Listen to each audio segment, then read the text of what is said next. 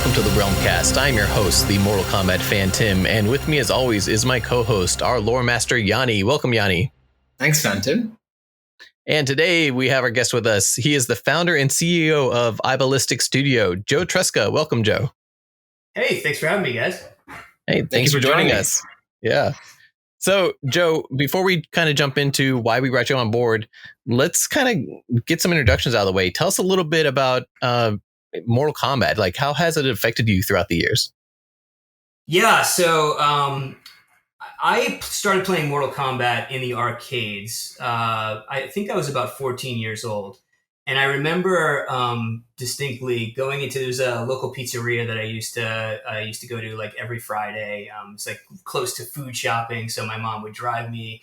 She'd do the food shopping and I'd just play like as much Mortal Kombat as I could. When I remember when the game first came out, or prior to the game coming out, I had read an article in EGM magazine. And, I think Ed Boon and John Tobias were talking about this new technology and how they were using digitized graphics. And I remember that it was focused on Liu Kang, I think. And they were showing sort of like how they have them on the blue screen or green screen background or whatever it was. And they were showing how the process went, how they actually brought these characters to life. And I was thinking to myself, man, I would love to play this game, but I didn't expect it in my town. Like, you read it in a magazine, and this is like pre-internet days, so I didn't expect to see the game. And so I remember, one Friday, I happened to take a trip with my mom, usually to help her shopping. I saw the game, and I don't know if everybody had the same experience that I had, or the same feeling, but to me back then, the graphics were essentially, it was like you were playing a movie. Like, to me, there was like this, I couldn't believe it. It was so far ahead of everything else. I mean, we had Pit Fighter, I think, before that. So there was sort of a glimpse of like what that technology could bring. But I was just blown away by it. And I was hooked from day one.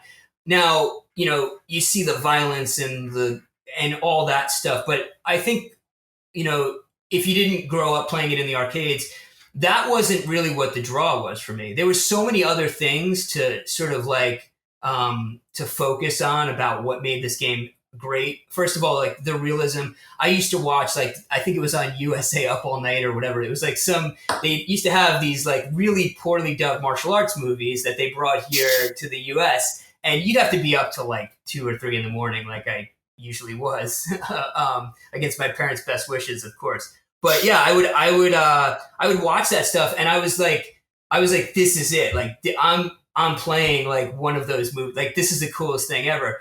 And even like Mortal Kombat 1, it has sort of this aesthetic to it that 2 and 3 and all the games beyond that don't necessarily capture, where it almost has that filmic kind of like that old like martial arts film vibe to it. I don't know if it's the desaturation of some of the colors based on how they, originally did it, where they were digitizing the characters and the background objects. But whatever it was, that aesthetic was just so pleasing to me and so cool.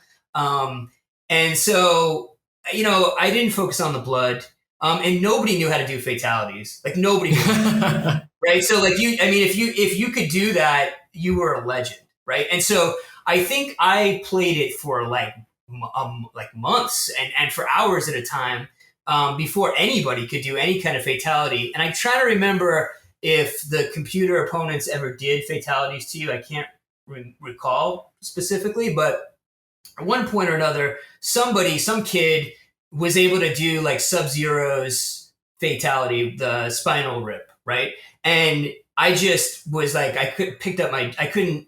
my jaw, like, I remember everybody was around. We're talking like, what, 12 people surrounding a cabinet, because it's that big of a deal.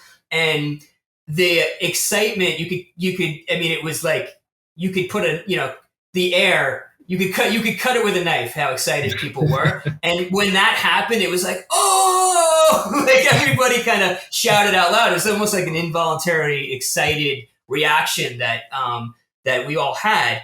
And then it was like, okay, so I'm 14 and I'm like, this is the only thing I care about in life right now. Like this is, I need to know how to do that. I need to be able to have that people have that reaction. I need to go to other arcades once I know how to do it. And so like, I just wanted to figure out all that stuff. And so I started dedicating myself to learning how to do all the fatalities. So they did end up becoming more of a big thing, but that wasn't really the initial draw. It's like Sub-Zero being able to freeze you and Scorpion being able to pull off his mask. And like, there's also this other thing that really attracts me to Mortal Kombat and has to this day. And that's this mystique behind it. Yes. There's something to be said about, even like if you look at Mortal Kombat 2, like there's, you know, like on the Living Forest scene, there's that a guy who's kind of like wrapped up by the trees and he's dead. And like, you know, there's all those rumors like, oh, maybe you could like, he comes alive and he like feeds you to a tree, and all of that stuff pre-internet, being able to like kind of lean into this, like, you know, what happens in the background here, or like, oh, Kano and Sonya are stuck in the background, but you know, your character can replace them, or you can free them, or all those little things I just leaned into that. Like that was it for me. And the mystique about it, like even with Scorpion, the first time he pulls off his mask, you know, he pulls off his mask and there's a skull underneath. I'm like, what is going on here? Like, what's the backstory behind this? Now, of course, when you actually play the games and you come back to it later on, you realize that back then the story was pretty minimal until like MK2, and then when it starts to get more of an actual story behind it. But the mystique behind it was so compelling to me that I felt I was hooked. I was instantly hooked. And so that's happy to hear that. That's what it means. It's funny you mentioned so that. Good to hear. Oh, sorry. Yeah. I was going to say, like, you know, that sort of mysteriousness is gone these days with Mortal Kombat, it seems, because so much of it's discoverable just by, you know, going on Google and looking it up, and you're like, oh, is there a way to do this? Or tell me about the secrets in this stage and stuff like that. Data mines it now, like on the day of release, basically, or even before release. Yeah. Like we didn't know what you could do. Like there was rumors you could throw somebody into one of those trees and it would eat you. And like, it's cool to see how the game's progressed and incorporated some of that sort of thing. But back then we had no idea what was out there, what we could do with the game. Yeah, I mean, it was really incredible because like you basically became legendary if you could do any of these things. And I remember when one of the things too that struck me, you know, while we're on the subject, is that Mortal Kombat 2 came out way faster than I expected it to. So I remember as a kid playing MK1 and just like, I must have played it for like 8 or 9 months, but I feel like MK2 released like really early. Like it was like 8 months later, it seemed like, when the game came. It was like so fast. And what blew me away about MK2 was that it had more of that mystique. It had more of that mystery. It had more of everything. And it was better, really. I mean, this is, you know, subjective, but I think that it was better in every way than MK1 was, just by leaning into all of that stuff and really kind of making it, making you wonder, like, what's the ending for this character, and really care about the story. It's probably the first fighting game that I cared about the story for sure. I didn't. You know, when you played Street Fighter, I played Street Fighter in '91. I guess it was a year before Mortal Kombat, and I didn't care, you know, what Ken's story was or Ryu's story was. I just didn't care. But with Mortal Kombat, there was a cool sort of mystique behind it that, like, to your point, it's not there in the new games, partially because of the ubiquity of the internet, but partially also, I think because they know that they don't necessarily put the effort into trying to hide things because it's going to get solved. It's going to get figured out by the community in no time at all, which is a little bit of a shame. It's kind of like I yearn for the good old days when it comes to that. But the games are great in their own way. But we did have, what was it, the Meteor in MK11, which nobody figured out for a year That's or true. 2 years or something. Yeah. Yeah, no, that's true. So there is some of that still in the sort of like in their DNA. And I'll get into it later when we talk about my meeting with Ed Boon. But he's the one who brings that. He's the one that keeps. He's definitely the one that the keeper of sort of like the anything that we loved about the past Mortal Kombats, he's the one that makes sure that sort of persists in the new game. So yeah, cool. So it's yeah, I wish that they had more of that, but I also understand why they don't. So from those days then in the pizzeria with the arcade, who were you playing? Scorpion. Yeah, Scorpion was definitely my guy. And as a fighting game player, I tend to be that way. There's some people when they play a game, they try like every single character to try to figure out which one's theirs. I usually do that like maybe 1 or 2 tries, and then I find my character and I'm like, that's the character I'm going to master. That's the character I'm going to stick with. And so Scorpion always just, I loved the spear move. Somebody then all I used to do, when I first started was the spear because it was the only thing I knew how to do. and then somebody taught me the complicated at that time motion you needed to required you to do the teleport. And I could remember I could not figure out how to do that. So that was like an awesome moment when I was like, oh, I can do this at will now. Like I can do, and then, you start to realize the limitations of it. Like, oh, if the person's against the side of the arena, then you can't do it. So you better be careful. You can't lean on that too much.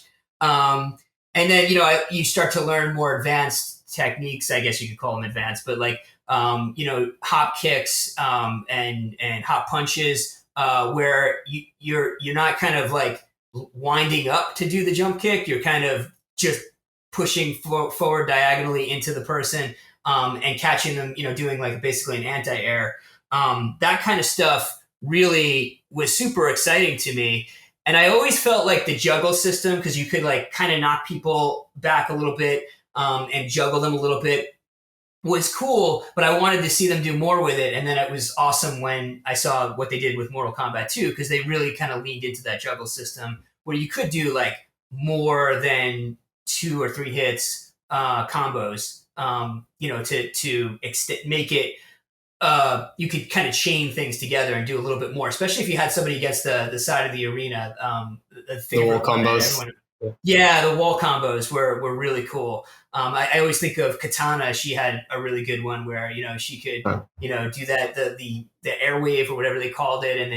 And she had, and then, you could use those together with the fan in the air. And then I think you could do it on the fan with the fan on the ground too. And it was very impressive when you saw people pulling that off. In those days, it felt like it was a perpetual combo. You were in the air the entire time. Yeah, it was like, right. It's like, when am I going to land, But it wasn't frustrating. I know we're talking about Mortal Kombat, but I like to compare it to like Killer Instinct, which is another game that I love. That game was really intimidating, because if you did know how to do like an ultra combo, or you knew how to do something where the combos seemed to go on, and you didn't understand how to do a combo breaker, you felt like you put 2 quarters in and you basically, like, someone reached into your pocket and just like stole that money. Because it's like, I can't. And on top of it, you're completely humiliated by, your opponent who got like a 60 something hit combo on you. So yeah, like it was never like MK2, I felt was the sort of, it really took the gameplay mechanics and sort of made them more mainstream. I think it improved upon everything. And that was the game that I would say ultimately I spent the most time with, was playing Scorpion in MK2. And I actually had a time where I got so good within my local realm of people that I knew at the pizzeria, right? But I actually had 144 wins in a row, which was it's like my claim to fame. I was like unstoppable, and I remember I'll just tell you this story because, like I said, my mom would do the food shopping, and so that's like hours of gameplay on like 2 quarters, right? So my mom came to basically get me to drive home, and she was like, "Joey, if you don't leave right now, I'm going to leave you here." And I remember saying, she was right, of course. It wasn't fair for me to do that. But I was like, I didn't want to give up the controller. And like, I remember all the guys behind me were like, "Yeah, Joey, go to go with your mom. So when I left, they like everybody cheered because like they could finally play and they and it was a fun moment that I won't forget. It was embarrassing but also fun at the same time. So I think I told Ed this too. I still wonder what would have happened if like my mom hadn't showed up, because I literally had to stop there. Like it's not like I lost. I had to like give the controls to the kid who was standing behind me, who was like cheering me on. The one person I had on my side cheering me on, So I was like, you can take over. Yeah. So it's cool to hear you say that your favorites are Scorpion and MK2. Yeah, I love Scorpion in general, but yeah, I'd say Scorpion MK2 would be my favorite if I had to choose between all the iterations. I found that in, UMK3 and Trilogy, I couldn't get into Scorpion for those games. And so my other character that I played, because I despite the fact that I was like Scorpion was my main, was Baraka from MK2. And I loved Baraka. So it was either Scorpion or Baraka. And then for a little while, I played Shang Tsung because I really liked the fact that once you knew how to do his morphs, you could basically play any of those characters if you wanted. And I love that he had like the anti-air skulls that he could kind of produce, kind of knock people back, or you could kind of play footsies, right? You could like move in and then jump back and kind of lure somebody toward you and then shoot out, I think I'm trying to remember if it's 3 or 4 skulls, and it would be a great way to kind of trap people. So yeah, I really loved MK2 and those particular characters, but yeah, Scorpion was definitely my main, and it would only be if I was fighting somebody that found sort of a way to defeat me with Scorpion. Then I was like, okay, I got to change this up, maybe change characters, and sometimes hopefully get some success that way. It's cool to hear you talk about the game mechanics because of the reason that we brought you on this show. You're actually working on the Mortal Kombat HD project, Mortal Kombat in high definition. So Can you give us a little bit of a rundown on the idea behind it?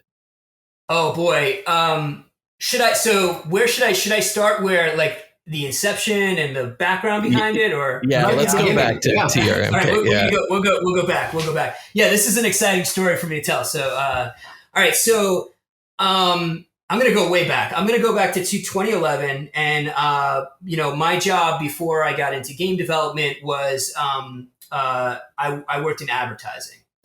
So I had an art degree in school. I'm a classically trained artist, which doesn't mean much except to say that, like, in other words, I was trained to sculpt, to draw, to paint, like really traditional classical art, basically. And there's just a lot of art history behind that. And it all started from like when I was like, as a kid, I used to draw like He-Man, and like, I actually, as a kid, could draw like all the muscles that He-Man had, and people were like, "Oh man, like this kid's got talent. He's like, how's he doing all that?" And it was me just drawing from of course, I knew nothing about like anatomy or anything like that, but I was able to draw from my head. And so my life, I was like, okay, I'm going to be an artist. This is what I'm going to do. And so I got into art school and all that. And then I basically realized that you can't make money as an artist. You basically become a starving artist unless you like die and you've had then like once you're dead, then of course your paintings become worth money, right? You're not starving anymore either. Yeah, you're not starving anymore though, for that matter, right?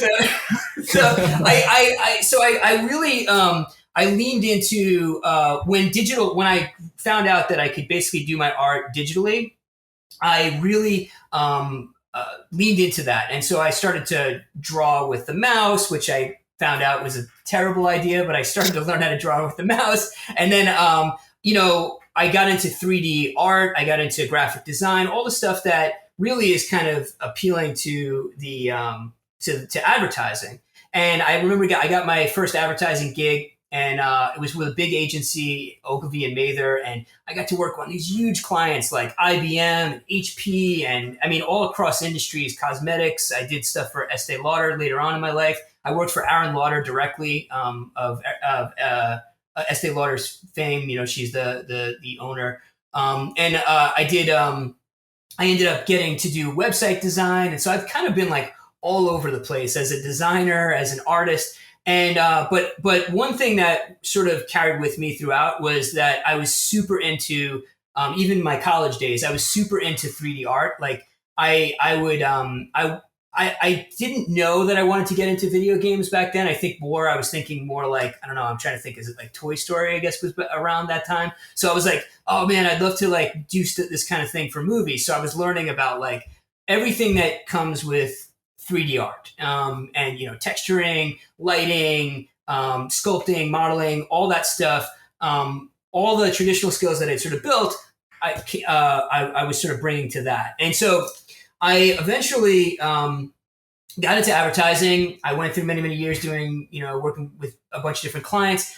But then back in, I'm not sure exactly the time, but it was right around 2011, maybe a year before that, I'm not sure. But I worked for Estee Lauder, the cosmetics company. And I was working for Aaron Lauder, and we made this thing called Let's Play Makeup. And basically what it was is you could import your face and then apply Estee Lauder makeup products. And at that point, the only way Estee Lauder felt that you could actually make money was if you were to actually have, like, you know, if you were in the mall and one of the counter people comes over to you and says, hey, can I give you makeup, you know, with this particular, you know, brand of lipstick and concealer and all this stuff. And that was how they sold products. So there was this transition period of like, how can we sell online? And so I led up this team to do the user experience and the design work for this product called Let's Play Makeup. And you could do this. You could basically apply these things, you know, their products to your face, and it would allow you to see them and hopefully buy them. And it did super well. Like, it did better than anybody, I think, ever thought it would. Certainly better than Aaron Lauder thought it would. And it increased sales by like 30%. So here I am. I'm sort of like on Madison Avenue, right? Like Mad Men, right? And I'm making, I have sort of this thing that has my name behind it. And so I'm getting phone calls. Now, at that point, I'm a associate creative director. The way it works in advertising, like if you climb up the ladder, it's like associate creative director, and then there's like creative director, and then there's group creative director, and then above that would be like an executive creative director that like guides all the group creative directors. So that's sort of the ladder to climb. So I'm an associate creative director. I'm on like the lower rung, and I'm wanting to be a creative director. So I get a phone call, and this company, which I won't name, basically says to me, hey, we'd love to have you come on, and because of what you did with the cosmetics, we want you to pitch $2 million worth of work with a giant cosmetics company. So I said, absolutely, I'm going to do this. And they said they're going to give me a team of 7, and you have 30 days to make the pitch, and we're going to hire you. They threw a bunch of money at me. I remember my wife and I, we celebrated in Vegas for a few days. It was a big deal. Like, it was like, I'd made it. Like, I'm creative director now. Woo. And so I get there and I do the whole thing. And I'm at the pitch. It was for Avon, actually. I can say the client it was Avon. So, when in advertising, when you put a pitch together, if you get invited to the client, it's a really good possibility that you're gonna win the work, which in this case would be like $2 million worth of work, which is a lot of money in advertising. For Avon, we were going to win them. You know, because you do preliminary pitching where you send stuff out and they give you feedback. And so I was super excited. 30 days in, I got my team. We're on there. And I give this whole presentation and a rousing applause. Everything's great. And then, you know, the one of the executives over at Avon comes over to me and he says, Joe, congratulations on an amazing pitch. Unfortunately, after hearing it, we've decided to go with another agency. So it was kind of like, oh, man, like, you know, it's just that up and that down that you're like, all right, but this is kind of common in advertising. You're going to lose way more pitches than you're going to win. It's a numbers game, right? The more pitches you do, and you know, as long as you produce quality work, you're going to win. So I don't know, somebody on my team must have called and let my, you know, the executive creative director know what happened. And he said, hey, Joe, he's like, come back to the office. And I'm assuming like, okay, this is just going to be a, you know, we're going to do like a post-mortem, because you spend a decent amount of money, like $50,000, $60,000 to do these kinds of presentations. And so you want to make sure you get it right next time if there's anything you improve. And so I get to the agency, and he says, Joe, follow me, and you know, head into the office and shut the door. And so, you know, 30 days into my dream job, I see the head of HR there, and it was pretty clear that I was going to be fired.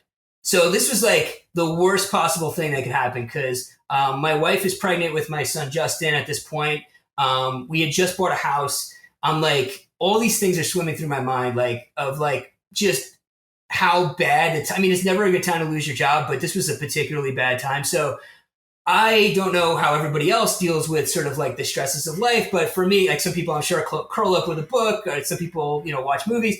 I always play video games, and I had been looking forward to, because being a Mortal Kombat fan, the 2010, like there was the rumors in 2010 that they were going to be remaking Mortal Kombat. And there were some leaked screenshots and stuff like that. And it happened to be that I'm like on the long train ride home, right? It feels like it's forever at that point. I remember it was the day that Mortal Kombat was announced that it was being canceled. And I was just like, I can't have any more bad news right now. Like, this is the worst. I didn't want to tell my wife that I was basically let go. And here I'm like, I can't even go into this, like my happy place, right? I can't even go, I can't look this off and just kind of like shrug it off. And so I knew that I needed something to keep me busy because I wasn't going to find a job right away. Just wasn't going to happen. And I needed to, get my resume together, all that stuff. And I was like, I'm just going to take it easy here and like take a beat and kind of figure out what's next. And so I didn't want to give up on like the Mortal Kombat stuff. And I don't know how I got there exactly, probably in desperation for something, because I was like, Mortal Kombat HD canceled. And I'm like searching through Google on my phone. And I eventually came across trmk.org. And it's a Mortal Kombat fan site. I think it's kind of dead now at this point, unfortunately, but, it was a big deal back then. And I went on the site and I saw that a bunch of Mortal Kombat fans were basically complaining. They were like, the short story of that is that they'd seen, I think it was 2008, Street Fighter 2 HD Remix had come out. And that got the treatment from Udon, like where they redrew all the characters. And it was like, well, where's our HD remix? So somebody had this idea. I think his name is Smoke Tetsu. I'm going to give him the credit. I love how, I have to interrupt quickly just to say, I love how the moment Mortal Kombat fans come into it, the first thing we said is they were complaining. I love it. It only makes sense, right? No, that's funny and true. I mean, I think I'm part of that too. I mean, I'm certainly one of the complainers. Guilty. Guilty as charged, right? So I mean, I got to the point where I'm online and I'm seeing that they want to make this game themselves. Like if Warner Brothers isn't going to do it or NRS isn't going to do it, we'll do it ourselves. I don't think they were actually NetherRealm at that point. They were making a transition between like Williams Games or whatever. And so I said to them, hey guys, I have some experience. If I can contribute on 3D art side, I can do some environments for you guys.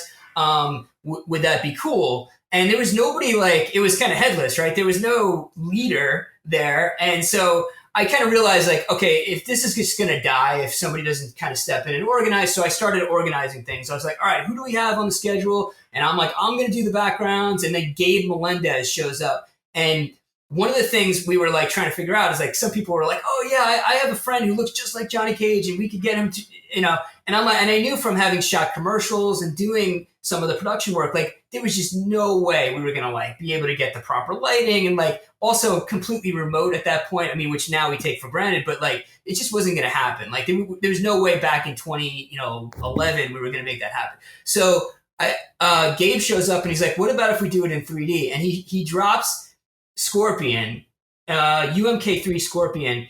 And I think everybody collectively, like if the internet could gasp, they did, because it was so good. People were like, dude, like, how did you do that? Because it was clearly in HD and it looked like a real person. Like it was back then, like to our brains, whatever it was, it looked real. Like you did not know that was 3D unless he told you. It just looked like he somehow found a way to like magically up-res the original sprites. And I remember like that was the day that I messaged Gabe, his screen name was Bleed. And I was like, we've got to do this. Like, even if it's just you and I, we can do this. Like now I feel like we can do this. And Gabe was like, yeah, I'm all in. Let's do it. And so like a year later, we had like a Mugen, I'm not sure how you say it, like demo that we put out there. And that was when Gabe got not a cease and desist officially, but he got a phone call from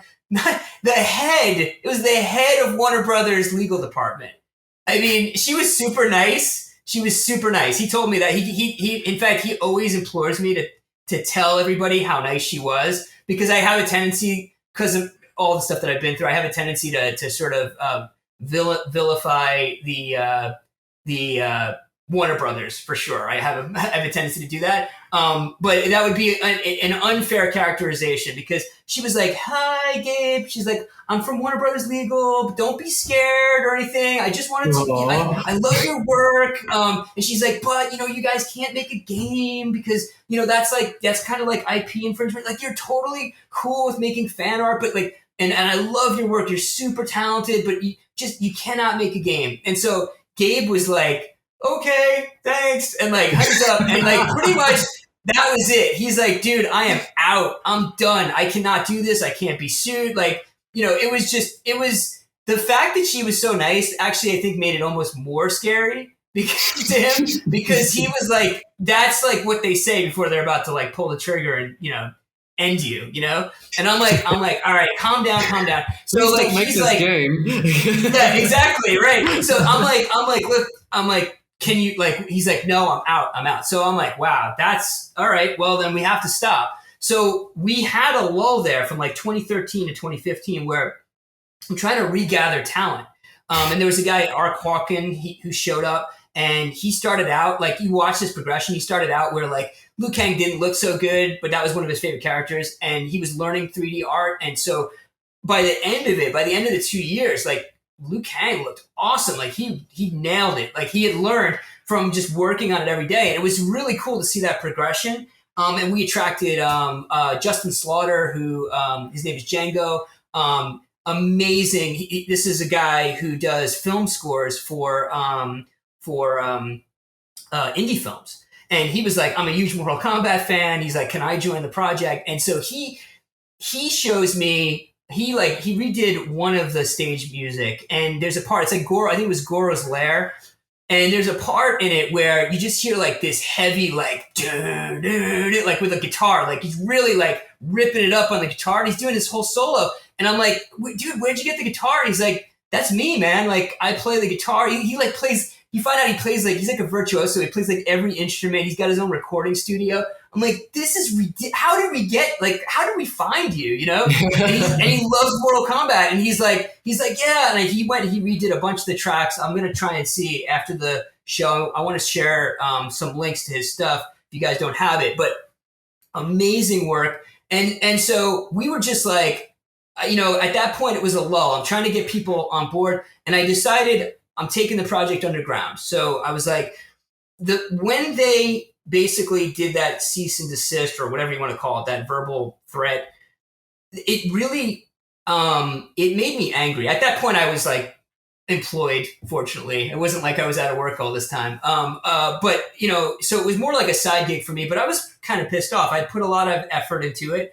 And I was like, the fact that they like did this means that we've got their attention. So I was seeing it in a different way than maybe other people were. They were seeing it more from a fear-based kind of view, where I was more like, no, this means we've got their attention. We can't stop now. That's not like how anything gets done. So I was like, we're taking it underground. It's got too much press. And we continued making the game. And so by 2015, I had made the decision that I wanted to reach out to Warner Brothers, like, despite that, and be like, hey, we have an HD version of this game, which we did. We had it working in Mugen with Scorpion and Sub-Zero. And I was super excited about it. And I remembered I reached out to Gabe years later, and I was like, Gabe, we're going to make an official pitch now. And it's going to be done under the Eyeballistic team. So you'll be protected. It's going to be like, if anything, my company is going to get sued. It's not going to be you. And that's how we're gonna do this. I think that, and I said to him, I think that they don't take us serious because we're just a bunch of fans. But if we put together a company, they're gonna see us in a different light. They're gonna take us seriously. And he said, Had you spoken to like lawyers and things like that before going into this pitch? It was so ridiculous. And like even now, it's like so embarrassing that you're asking that, and I'm like, why didn't I? Like, what was wrong with me? No, like I was literally, my view was kind of like I had no fucks left to give. I was just like, I just wanted to see something happen with this at this point. I should mention that I have a cousin who works in the film industry. And he's sort of like, I don't know, I want to necessarily say a mentor, but he certainly had a little bit more insight into like how this works. And he was like, dude, this reminds me of like that film that they told him that you couldn't make. And like the director just was like, fuck you. And he went and he did it. And it made that like the company he made like millions of dollars off it. And he was like, he's like, be that guy, be the guy. He was like pushing me to be like a rebel. And I'm like, don't get me in handcuffs here, dude, But anyway, so I was sort of inspired from my talks with my cousin Danny. And he was like, yeah, you should totally do it. And that's what got me to think like, because he was like, dude, if you're gonna do this, get paid for it. Like, don't just be a dumb sort of like, like kind of a fool, right? If you're gonna do this work, don't let yourself get taken advantage of. And he was right. And I was like, I was doing this in the beginning just for free, but now I'm doing it just out of passion for like, I want to get paid at this point. I want to see the guys that have worked so hard on this get paid. Like that was the thing. I wanted to get everyone paid. And it was because I was leading this and I felt like there was some level of responsibility. Like I was telling people that I was asking a lot of people to put a lot of time and effort into this. And, to that point, by the time we get, so I remember, all right, I don't want to jump around too much, but I basically ended up giving I sent it. I don't know if you guys remember E3, that was a big deal. It's not around anymore, but E3 where they show the games every year, the new games that are coming out. There was this thing, if you were a part of E3, called Connected E3. And so I'm going to give a little confession. So you can't get into E3 unless you're an industry professional. I totally faked my E3 credentials to the point where I had to falsify so many documents to get in to E3. All right. So I'm going to leave it at that. Just to be sure, are you okay saying this on here? I'm okay now because it's E3 and I don't even think E3 is a thing anymore. But yeah, I had to fake a lot of stuff to pretend that I was a developer. And I showed some of the stuff that we were doing with Mortal Kombat. And I was like, oh, we're already engaged in a deal with Warner Bros. Like I really was full of shit. And when I got to that, I couldn't believe when I got my pass to go because it's free, man. If you don't have a pass, you need to have somebody pay for you. And it's like $900. It was pretty expensive. So I was like, I need to get to this show. So I ended up going in 2015 and I brought the game with me and I'm harassing the poor girl at like Warner Brothers booth. And I'm like, hey, I have a version of Mortal Kombat in HD. It was kind of like on the DNL, right? I'm like, I've got this game. I'm like whispering it to her and she's like, okay, like, what do you want me to do about that? I'm like, who can I show this to? And she's like, well, we don't really have anybody here for that. And so basically she was like, but I'll meet with you in like an hour and a half and you can show it to me. So we come up with a meeting time and a place and she completely blows me off. Doesn't show up, I had no way to contact her and she disappeared from the rest of the show. So I ended up coming home with sort of my tail between, it was a cool experience to kind of like get in there and see all that. But at the same time, I was like, my objective, my goal was missed. So now it's getting to be 2016. We're still kind of working on it. I'm trying to keep everybody's faith in the project that it's worth doing. At one point, I remember saying to Gabe, like, oh, we need to add this and that. And he's like, yeah, let's do it. And Gabe is crazy when it comes to like his work ethic. Like, he would work on something for like 3 days straight. And I'd be like, Gabe, have you slept yet? And he's like, no, I haven't slept. I'm like, have you eaten? He's like, no. I'm like, dude, what are you? You're killing yourself. Like, 3 days now, like, Wow. maybe it's like 2.5, but like, he's like, I want to get this done. I believe in it. And I was like, this is the guy that he needs to be along my side for everything that we do going forward. So, and that's been the case ever since. But so it was around summer of 2016. So it was like another year had passed. And once again, I was like, we have like now a much more polished version of what we had before. Before it was playable, but it didn't have it was missing a lot of sound effects. And now I have like a video of it captured. And I say video because I went from, it'll be playable to it's just going to be a video, because Mugen back then couldn't handle HD sprites. So you had about 1:30 before the game would crash. So I had to film, I had to screen cap just the amount of gameplay we could get before the game would crash. And so I stopped promising playable and started promising you'll see a video of it in action. And so I sent that video out to, this was E3 all over again. And now there's this, that's the thing that I was trying to say. I think I spoke too soon. Connected E3 was this way that if you're like, and once you're at part of E3, then they just kind of accept you for the next year. They're like, oh yeah, you're an industry insider. You don't have to prove it. You're in. So I knew I was going to go to E3 again. And so I get access to this special thing that lets businesses talk to each other. It was called Connected E3 or something like that. And I reached out to Warner Brothers, and this guy responds to me. His name is Mick Pack. Love Mick. Shout out to Mick. Awesome guy. Still works there. And as far as I know, he heads up the mobile versions of the Mortal Kombat games. Great guy. And so I sent him this email, and he's like, Joe, I'm actually not going to be there. And like this year, we don't actually have any reps that are going to be there. But I sent this to my boss, Sean, and he's really interested. And I'm like, oh, Sean who? And he's like, Sean Hemrick. And I'm like, whoa, that's NetherRealm Studios like head.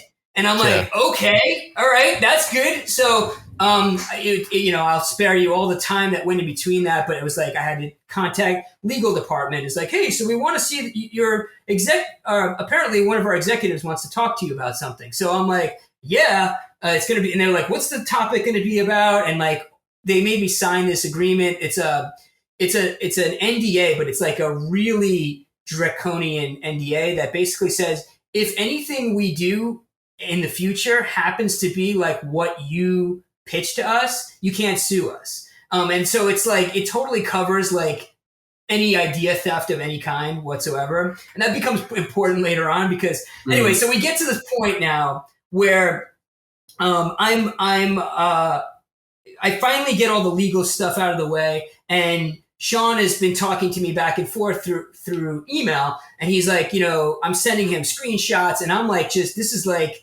I am like blown away by this. Like, this is like, I felt like I can't believe this is even happening right now. And I remember, so as I told you guys earlier, I had just become a creative director, and that means you start to get into doing pitches, but to be fair, I didn't do a lot of pitches. Like that Avon pitch where I basically got fired 30 days in. I was one of my first pitches that I actually led. And so my public speaking skills, all the things that you kind of need, like your salesmanship and getting people to laugh at the right times when it comes, like it's all like a formula that you have to follow, or you have to be good at in order to be good at your job. And I was still basically a beginner.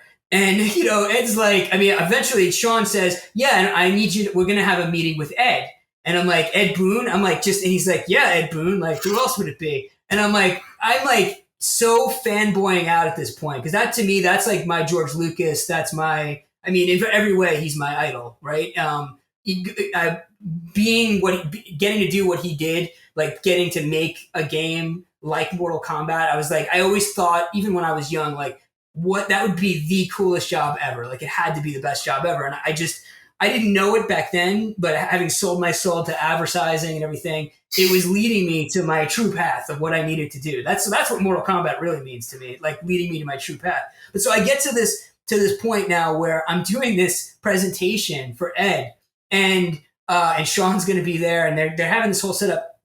And basically, I am a nervous wreck. I remember like practicing in the mirror like every day, like what I'm going to say, like a crazy person, just like, how am I going to, say this? Because it's going to be a video chat. It was a video chat back then. They weren't going to like fly me in or anything like that.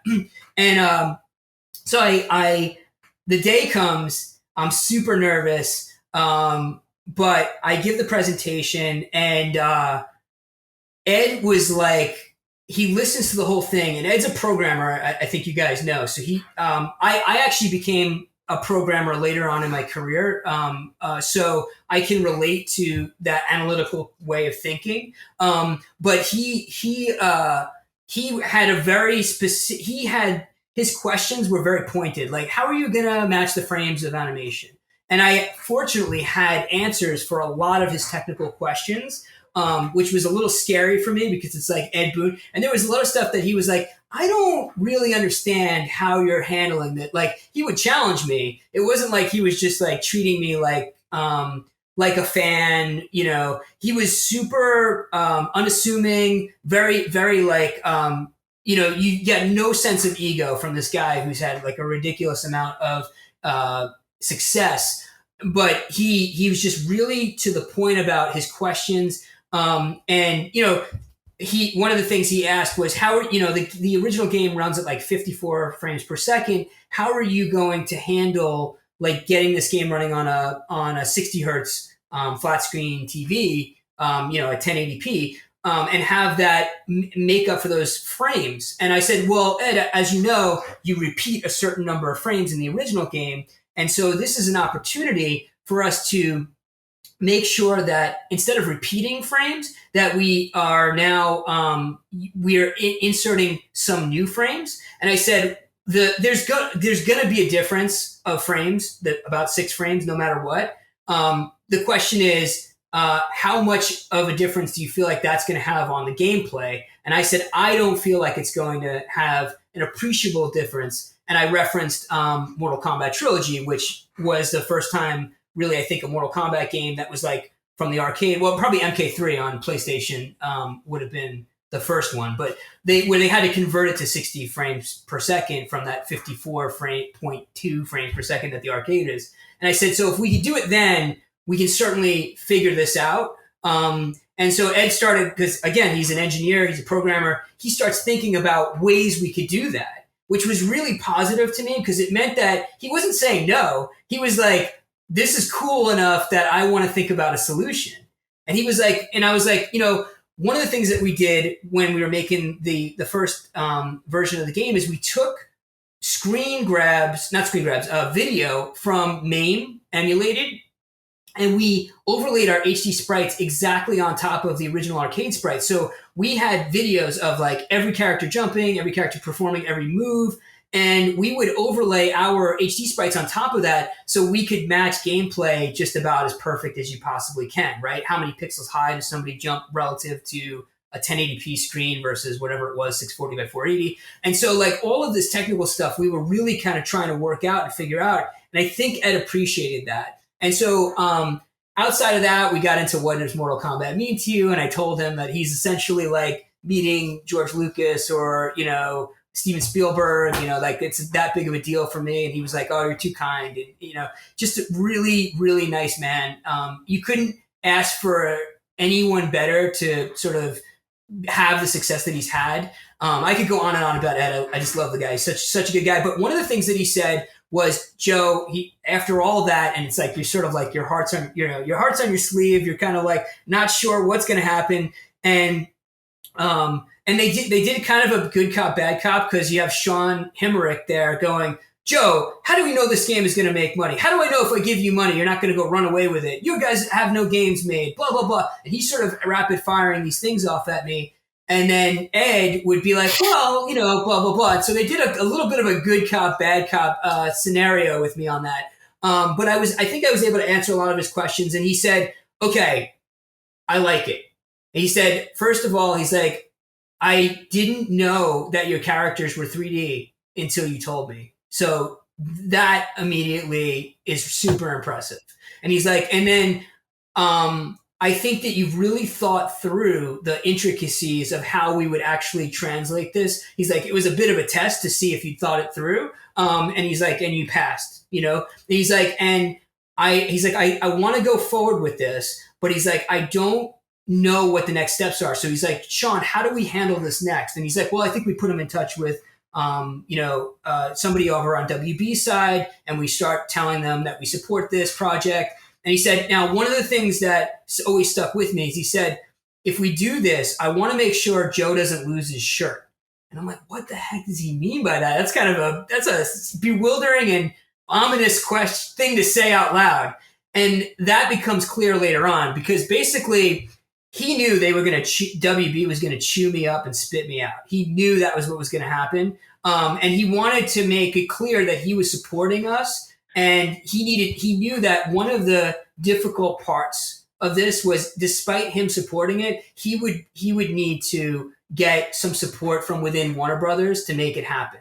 It's so good to see, firstly, not only that he was actually interested in the project itself and asking you, questions which demonstrated that interest, but on top of that, firstly, trying to help you solve some certain things, and then trying to sort of protect you too. That is really cool to see it, like with that sort of environment, The fact that it always stood with me, and that's why I have nothing but great things to say about him, is that that was the first thing on his mind, was that he wanted to protect us. And he said that one of the things that, another thing he said was, if we do this, it has to be you, because you're a real fan. It has to be Joe and his team. He was telling the rest of the guys on the call, it has to be Joe and his team, because he gets it.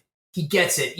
There's that passion. I can hear that passion. And he's like, and you can tell that they're going to do the best possible job, the job that we can't do because we're focused on the newer games. He's going to do that. And he said, he's like, honestly, it would be hard to trust anybody else to do that, but this is the right kind of person you would want to have make this kind of game. And those kinds of things that, like, I'll go to the grave with that. It's like, it sticks with you forever, like that was super inspiring. And really, I mean, it was the right time to hear that, because he could have easily been like, you guys, it could have gone south, right? But it didn't. And so he was like, okay, so next step is, need you to talk to WB Finance. And so we get into that. I will spare you there's a guy over at WB Finance, and we have literally had screaming matches with each other. It like got to that level. Because I was going to ask why, because you had two sort of like, I've seen different reasons for why the project didn't go ahead at the time, and I wanted to ask which one those are. And it sounds like we're sort of getting that here. We're getting to that for sure. So this guy, I could I'll say his first name, but I'm not going to say anything else. But his first name is Chris. Chris, he's a good guy. All right. I want to get that out of the way. He's not a bad guy. He's just doing his job. And his job is to make sure that from a financial perspective, any money that they put into an asset, right, which is how they look at us, they would look at Eyeballistic, my team, as an asset, right? Building one of the most successful franchise, $1 billion franchise, right? So we're building something for them. He needs to make sure that I have my head in the right place, that I understand everything from a financial perspective, that I won't wilt at the first sign of pushback, right? Like if WB says, no, you got to start over, the game's garbage. Like, am I going to be like, well, then we all quit? And like, then they just lost their money. Like there's a lot of that stuff. And so he didn't explain any of that stuff to me. I had to kind of figure that out about Chris. And I think we have a mutual respect for each other after this, but he basically was like, I remember when I met with him, it was like, hey, Chris, nice to meet you. I'm all excited to talk. And he's like, listen, he's like, from my perspective, I want you to know right now, you're just a fan and you don't really matter to me. Like that was how he opened it up. And he's like, the only reason I'm talking to you is because Ed said I should. And I think I took him aback because I've been around the block, and I mean, advertising is brutal. So I haven't done a lot of pitches. I've done a lot of contract negotiations with people on the phone, and you have to get me back, right? And so I remember saying to him, I was like, well, Chris, this isn't the start that I wanted. I'm like, but I'll say this. If you don't want to talk to me, then why are you wasting my goddamn time? I'll hang off the phone right now. And he stuttered. He was like, what? Like, it was hilarious because he didn't expect he expected me to be like some like gee whiz kid who's just like, whatever you say, sir. And I basically was like, that's not the way this conversation is going to go. And I said, look, the fact that Ed is asking you to do it means that obviously we're a little bit more than just a bunch of fans, right? So maybe you should think about that. And I'm like, I'm going to hang up, Chris. I'm going to hang up. And he was like, no. Let's talk. And so he's like, you're right. We did get off on the wrong foot, Joe. And it was a total change of demeanor. But he's like a wolf, man. Like you gotta he'll be cool with you then, right? And then only up to the certain point, when he wants to get a point across, or he's trying to get some aspect of the contract that we were trying to form together, that's when he comes out like, throwing daggers at you. And so we had paychecks.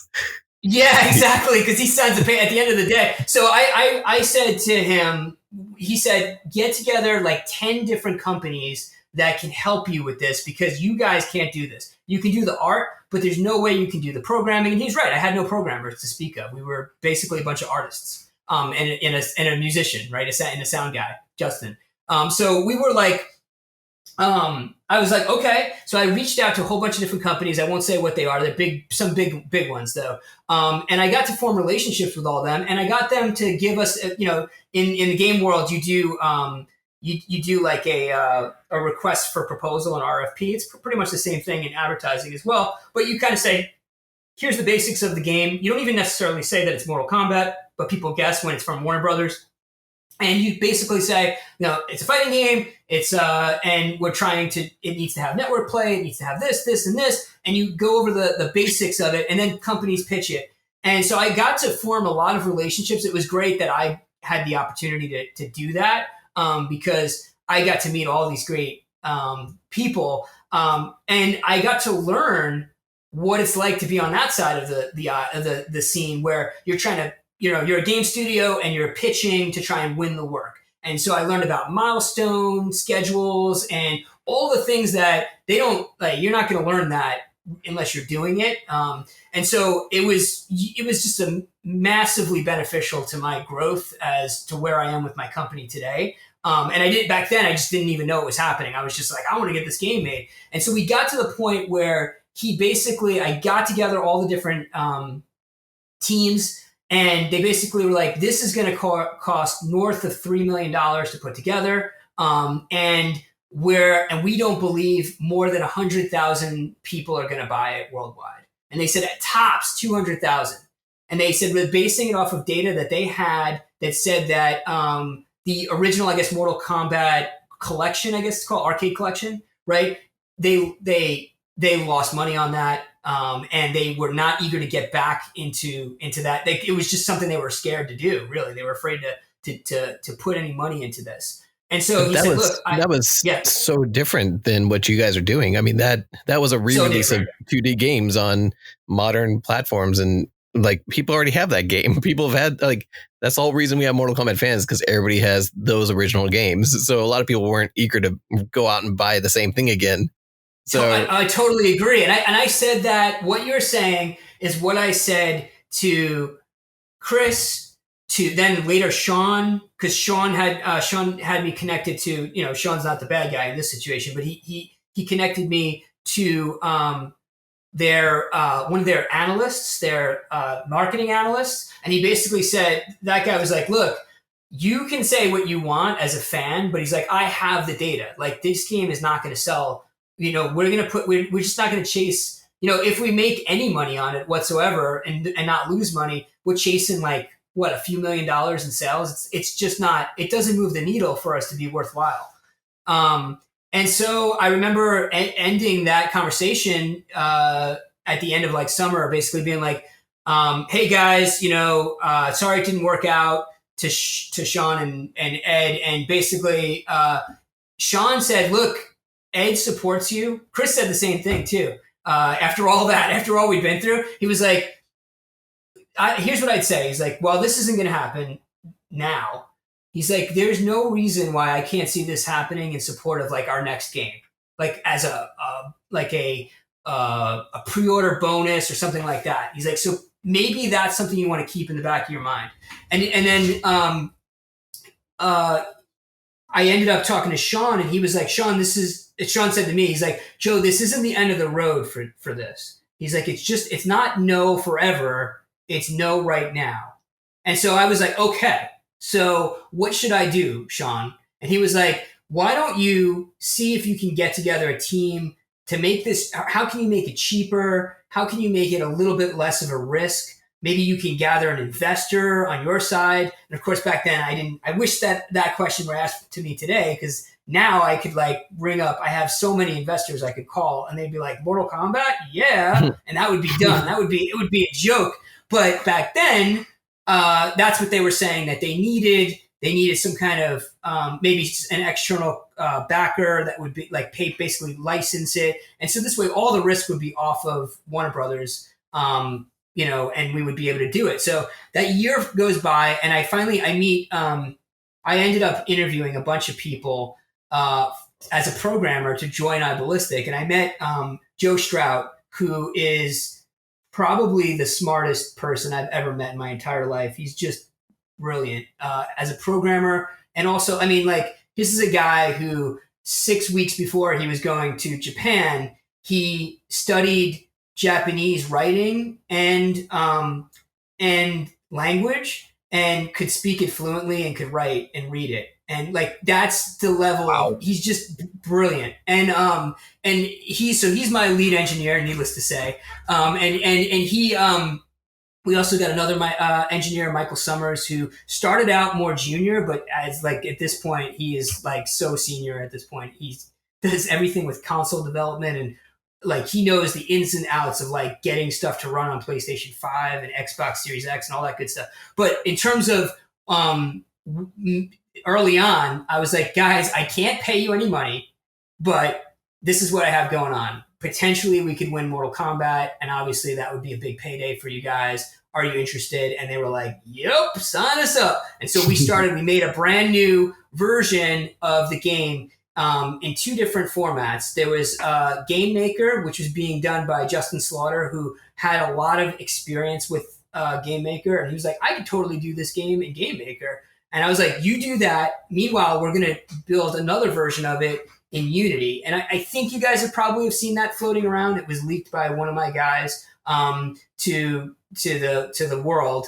But I don't know if you haven't seen it, there's videos of it, HD Mortal Kombat. You can see on YouTube, you'll see it. And there's two versions of it floating around. And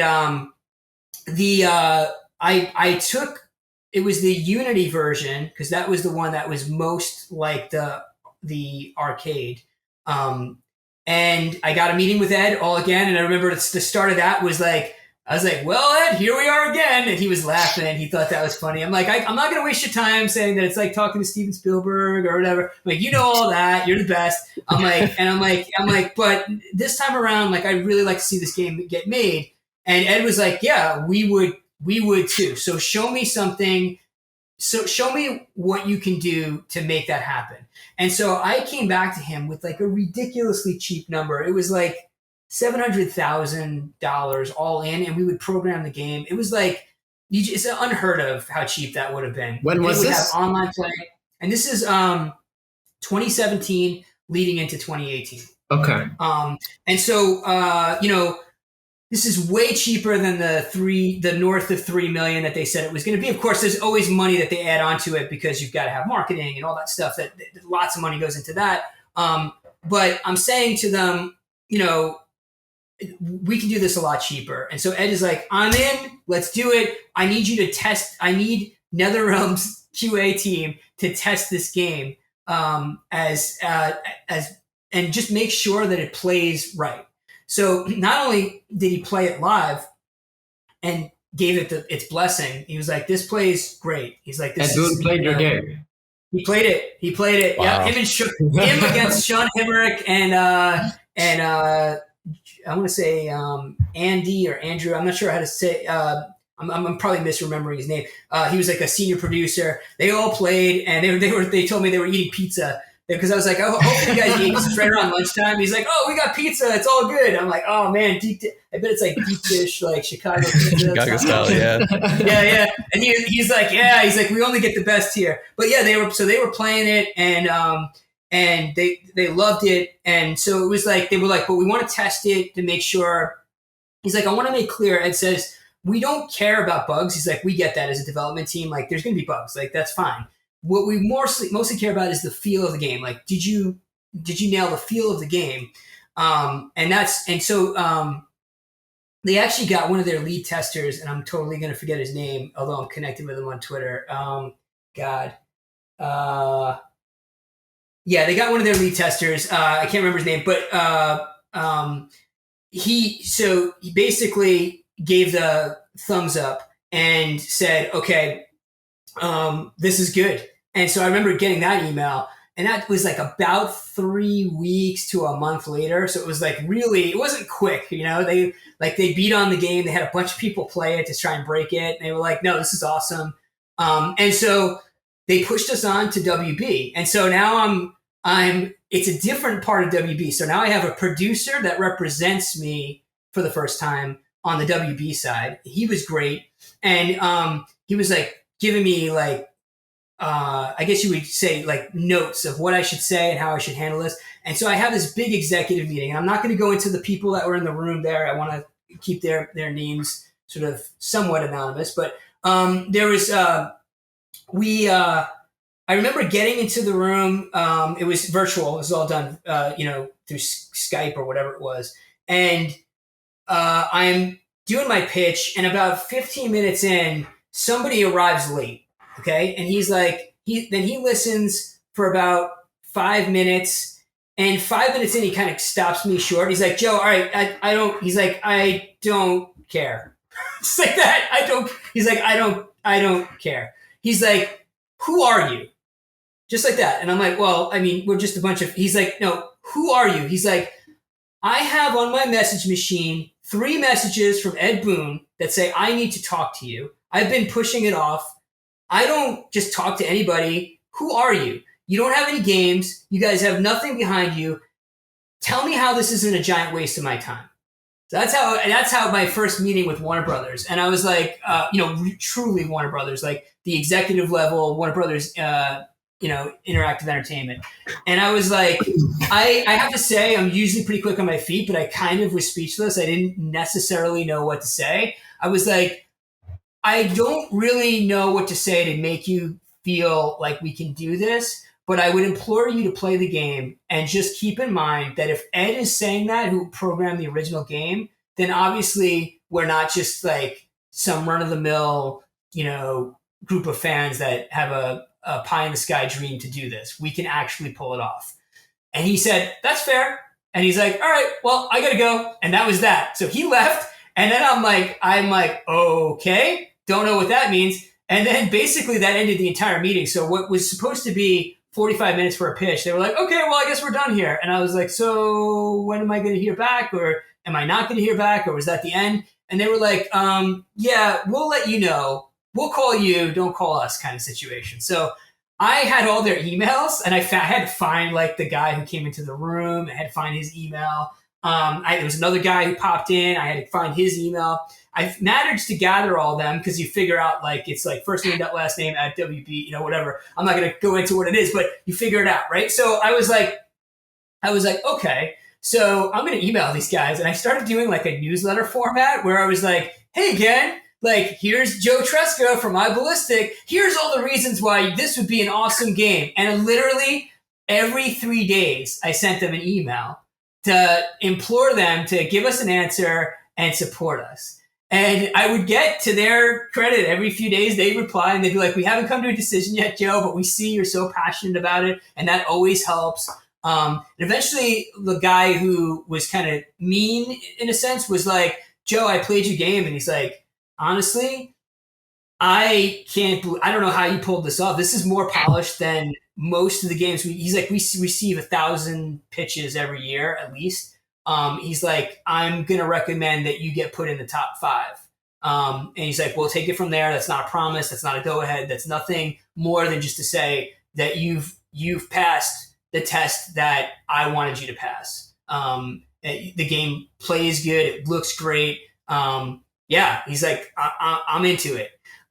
So at that point, I'm super excited. And then months go by, and now we get into 2018. It's like January 2018, and I get a phone call from one of the executives, different one this time, the original one who reached out to me to talk. And she's like, Joe, it's been a long time, and we haven't talked, and I want you to know that we're giving your game the green light.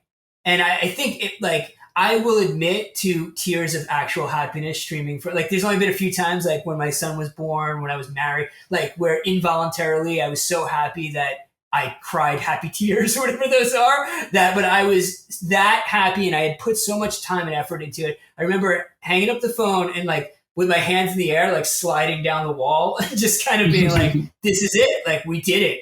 And I was so excited. And so the next day she sent me, there was this other company I'm not going to name, that they were like, we want you to talk with this other company because we're probably not going to bring you a programmer on. We need somebody that has, like, we want your art team, but we can't have like basically a no-name programmer do this game, even though like they're so dumb because Joe is ridiculous. He could easily have done this by himself. That's the funniest part. Like, they're getting you to bring somebody else on after just trying your game and saying that it plays so smooth and they can't believe that it's this good and this and that. And then they're trying to change the team anyway. Welcome to the corporate world, right? Yeah, totally. I mean, that kind of stuff is the reason why there's some anger I still have over how that situation went with Warner Brothers. But nonetheless, I'm connected with those people that said all that stuff. I'm still connected with them. And they said it doesn't mean it was their decision, right? Exactly. I think that what we have with Warner Brothers is that is a company that is very much built off of finance leads the show. So like when you're at an ad agency, right? The creative is king is a very common thing that you say, where like if you're a really good creative director and you've won a lot of business, you basically, anything you say goes, and creative is king. So there's account people that do handle money and all that, but those people, you could like, nobody cares about those people. But in Warner Brothers, it's the reverse. The finance people are like the smartest people in the room as far as Warner Brothers is concerned. And people like Ed, I won't say who said this, but some people have said like, stop talking about Ed. He's like glorified quality assurance for us, which was like literally hurts my soul because it's like, he's the reason you guys have a multi-billion-dollar franchise, you idiots. But like, you want to say those things, but like that, unfortunately, that's the way they view him. That's and kind of like, really concerning. That's exactly what FANTiM and I have been talking about on many of our episodes. How we like, yes, okay, we have our issues with some of Ed Boon's tweets and stuff, sure, but obviously he's still the co-creator of one of our favorite game series of all time, right? And we just feels like he doesn't have the, not power, but the sort of respect that he sort of deserves in this franchise within the actual franchise itself.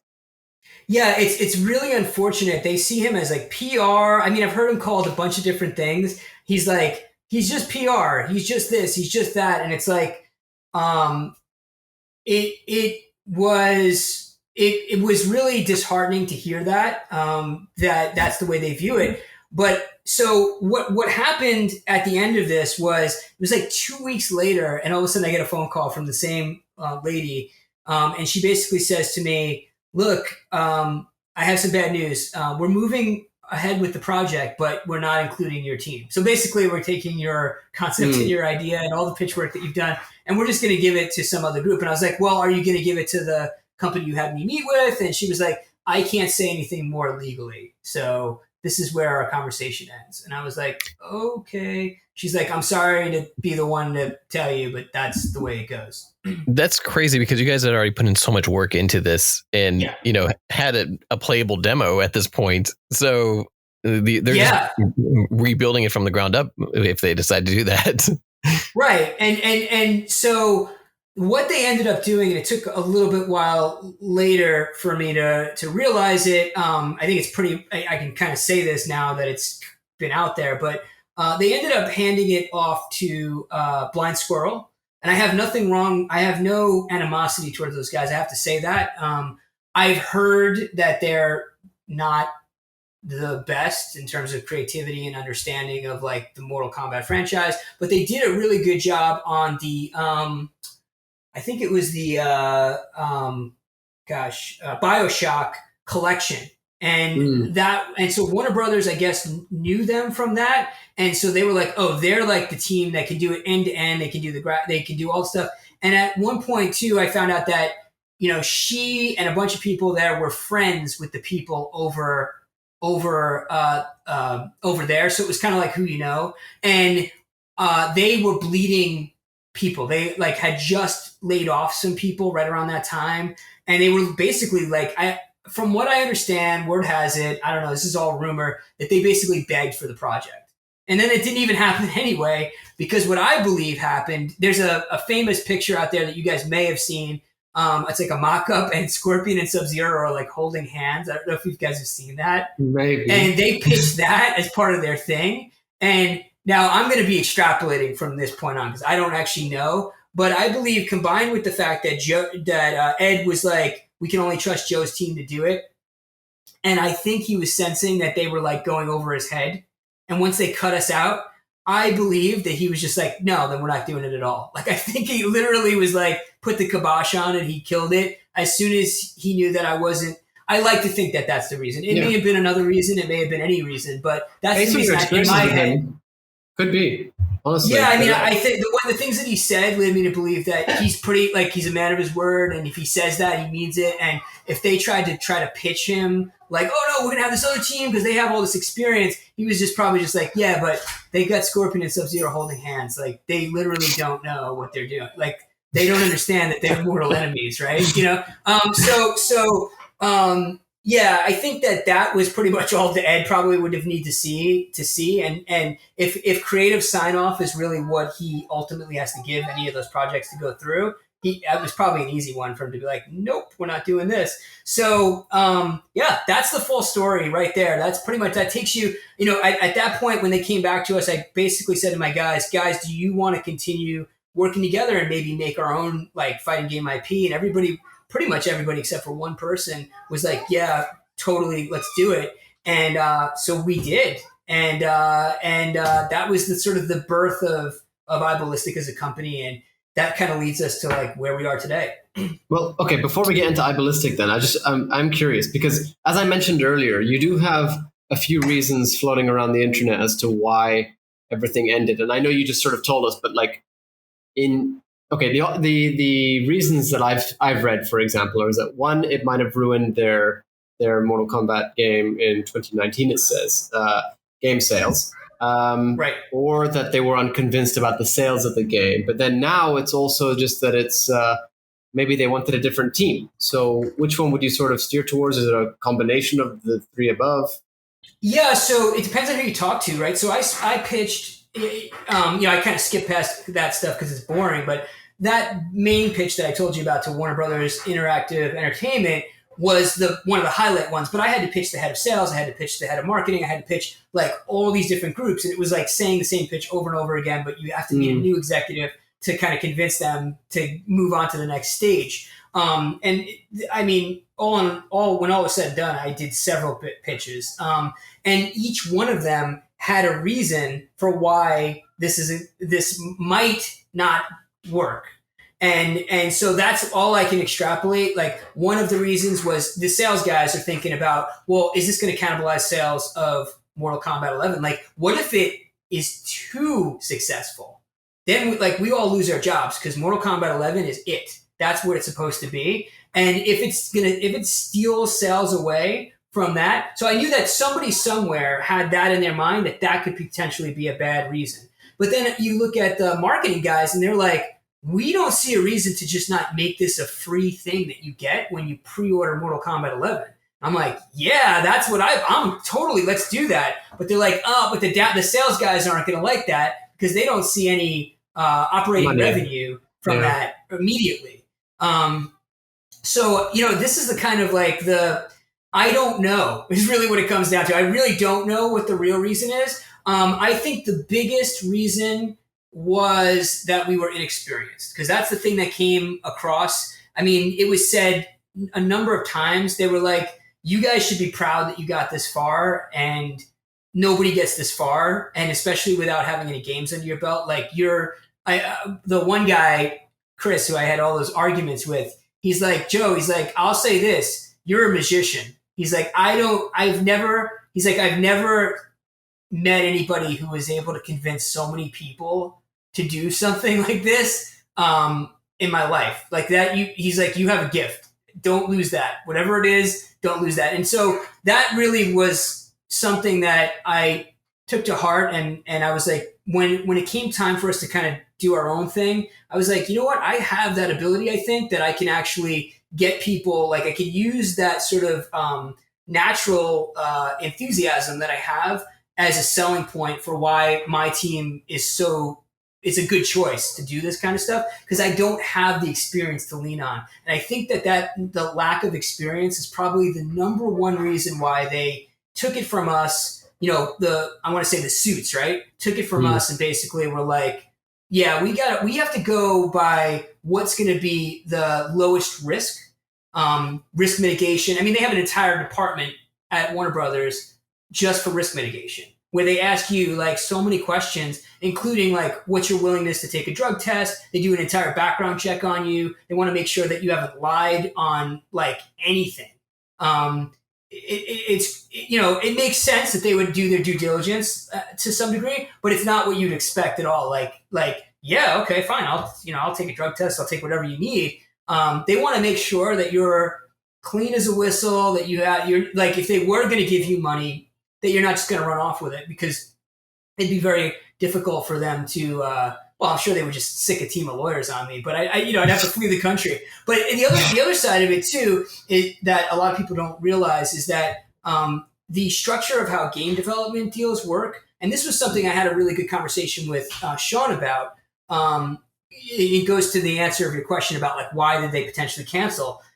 Sean was like, look, I'm totally into this, and I think that you are going to do what you say you're going to do. He's like, but you have such a small team. What if like your programmer that gets hit by a bus? What if he gets really ill? What if he dies? Like, he's like, these are all morbid things. He's like, he's like, I'll tell you a story. There was a company we were working with, and they were in California, and they were by where all the wildfires were happening. And their studio like legitimately burned down. And he's like, we had already paid them like $1 million, and they were like, we can't finish the game. Like, we can't finish it. And they're like, we're going to need more money if you want that to happen. And he's like, it was a complete nightmare. And he's like, and that's something that's completely out of anybody's control. So he's like, that's why we have to go through our due diligence. And that's why everybody's like, well, you have to have 5 games under your belt. Yeah, because it's all about that. If you've done it before, you can do it again kind of situation. You can only do your due diligence so much. I mean, with that example you just gave, that's not down to due diligence. That's just force majeure. You can't handle that. That's literally out of your control. So there are always that risk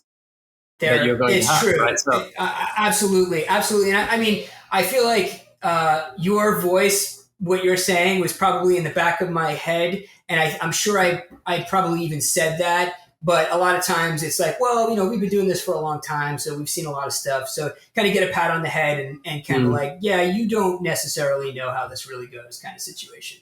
So I think that for us, a lot of the reason why it was canceled was because we just didn't have the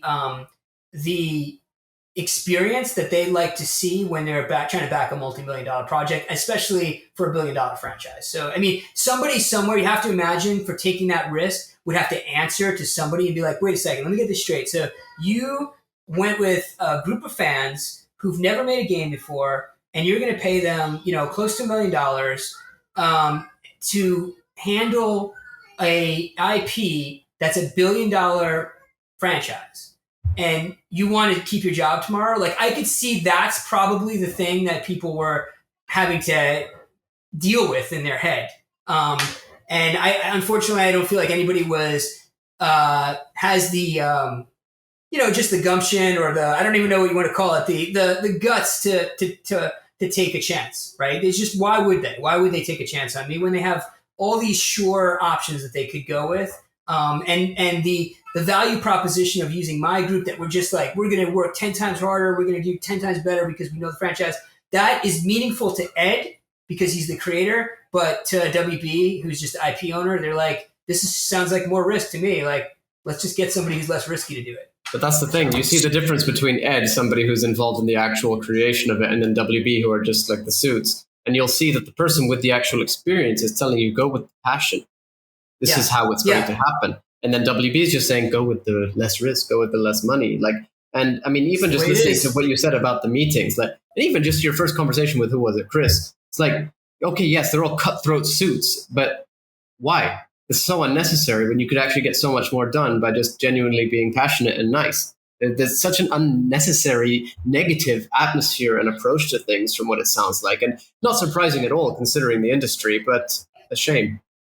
Yeah, no, totally. I mean, I wish that we could change it. I wish that there was a way to get, I think that top-down mentality of where the finance team kind of rules the roost, where they basically are making what I would consider almost like creative decisions too, because it's like well known that the finance team has somebody that is kind of hovering, has an office in NetherRealm Studio that basically is like like a watcher for NetherRealm to make sure that they're doing what would be most financially beneficial to the company. So it's almost like having a spy in your midst to make sure that the decisions you're making are, and I'm sure that person reports back to WB and makes sure that their investment, right, in NetherRealm Studio is solid and continues to make them as much money as it possibly can. I know I'm making them sound awful, and I do want to point out they're not as bad. They're just people. And at the end of the day, they're doing what most people do. They want to keep their jobs. They want to take the least risk because they are not incentivized to take a risk. Whereas Ed maybe, the incentive is low for them to take risks. So that's why they don't. And even from a cultural standpoint, you can feel that it's sort of like, oh, you got to go with the sure thing. Like, you can't go with the crazy, like, that, like, the tree hugging hippie, whatever guy who loves Mortal Kombat. Yeah, I mean, that's like, sure, but we could find those guys who are a dime a dozen. Like, they don't see their view on Ed, I think, really says it all, right? It's like, if he's glorified QA, if he's, if that's all he is to them, that kind of gives you the idea of how they're thinking about it to begin with. So it was going to be an uphill battle to start. So it's been about 3 years or so since, the final nail went into the project. Yeah. But recently, though, you've relaunched like a petition to get the Kickstarter for the trilogy to happen again. Yeah. Can you tell us why now and what's going on with this project at this point? Okay, so a little bit of embarrassment. I didn't come up with the idea to do the petition. So there's a guy on Twitter, his name is Minzy, and he basically was like, dude, I want this to happen. What can I do to support you? I'm thinking of starting a petition. And I figured, I was like, oh, that's fine. Like, I don't think I ever said no, but I was like, those things, I don't know how well that kind of a thing would do. And then he basically was like, the next day he was like, all right, so what do you want me to put in this petition? I was like, oh, he's serious. Like, he wants to do this. And I, meanwhile, just because, so I run a game development studio. And so we're in contract right now for an unnamed game that I can't talk about yet, but, and we're, it's a fighting game. I can say that much. And we're working on the PlayStation 5 and the Xbox Series consoles, and we're doing stuff for PC. And eventually we're going to have a Switch release for this game. And, so I've been very heavily involved with our current engine, which we use, which is Unity. And unfortunately, when we came to doing some of I got to be very careful because I don't want to have Unity's lawyers coming after me, but we did not have the best experience when it came to taking our PC code and converting it to the Xbox and the PlayStation consoles. The support was very limited, and there's just a lot that needed that we didn't get, and so it got us looking to other game development platforms. And so the other big one is Unreal Engine, and Unreal Engine 5 had just come out, and it's amazing. It can do graphics like you dream of, stuff that almost is so real looking that you can't tell the difference between reality and games. Like how Mortal Kombat 1 was, right? Yeah, except to me. And in fact, that's the thing I always bring up. I think I even said it to Ed. I was like, I imagine a world where you like use photogrammetry, which is like a technique to take pictures and then create 3D objects out of them that look just like the photo, but they're actually 3D. I was like, I imagine a world where like the entire game is like redone in 3D, but with all photogrammetry objects and stuff. So it's like, it's like real stuff, just like the original game was. And Ed was awesome. Like, wow, that would be wild. Like that would be like, we all kind of paused for a second, like back in 2016, I think that was the first conversation. It was like, that would be cool, wouldn't it? But yeah, in terms of, what led this to this petition, it was just me testing Mortal Kombat, what I love, right? Just like, hey, it'd be cool to go back and start doing some of these stages that I was doing heavily when it was just like a fan project back in 2011, and just kind of see what I can do. And then I was like, whoa, the capabilities of this are like blew my mind. I was like, and it's so easy to do. And of course, my art skills have improved a whole bunch since then. So now I can do stuff that I couldn't do before. Like in the past, there's a program called ZBrush where you actually sculpt with clay, but I'm a real sculptor. I can sculpt things in real life, but using digitally sculpting is different. And I never could really, I started it back in 2011 and just years and years and years of practicing with it. Now I can pretty much make anything that I can see, like if I have enough references for it. So one of the reasons why maybe I stopped for a little while is that I didn't feel like I was good enough to be able to the Pit 3 is a great example. That was the first, I think that was the first stage, or no, I started with the Combat Tomb, I think was the very first stage I started in Unreal Engine. But I went and I did the Pit 3 eventually. And I was always scared off from that one because it requires me to like legitimately sculpt a statue. Oh no, that's what it was. Deadpool. The Deadpool, there's that statue of the lady or whatever with the thing over her shoulder, like pouring water. That was, I had to hand sculpt that. And cause I couldn't find the statue. I couldn't like buy it and then use photogrammetry techniques like I've done in the past, like to try and get that to be right. So this was going to be a test. I was going to have to put all my efforts together to try and make this statue. And I was surprised that I was able to pull it off. And then now with Substance Painter, being able to like paint all the details and like make it so that some parts of it have moss and like you can just do so much more now. And so I was, and then see all that in the game, like at 4K resolution, it's just like pops. I was like, this is awesome. And so I was just doing it for myself.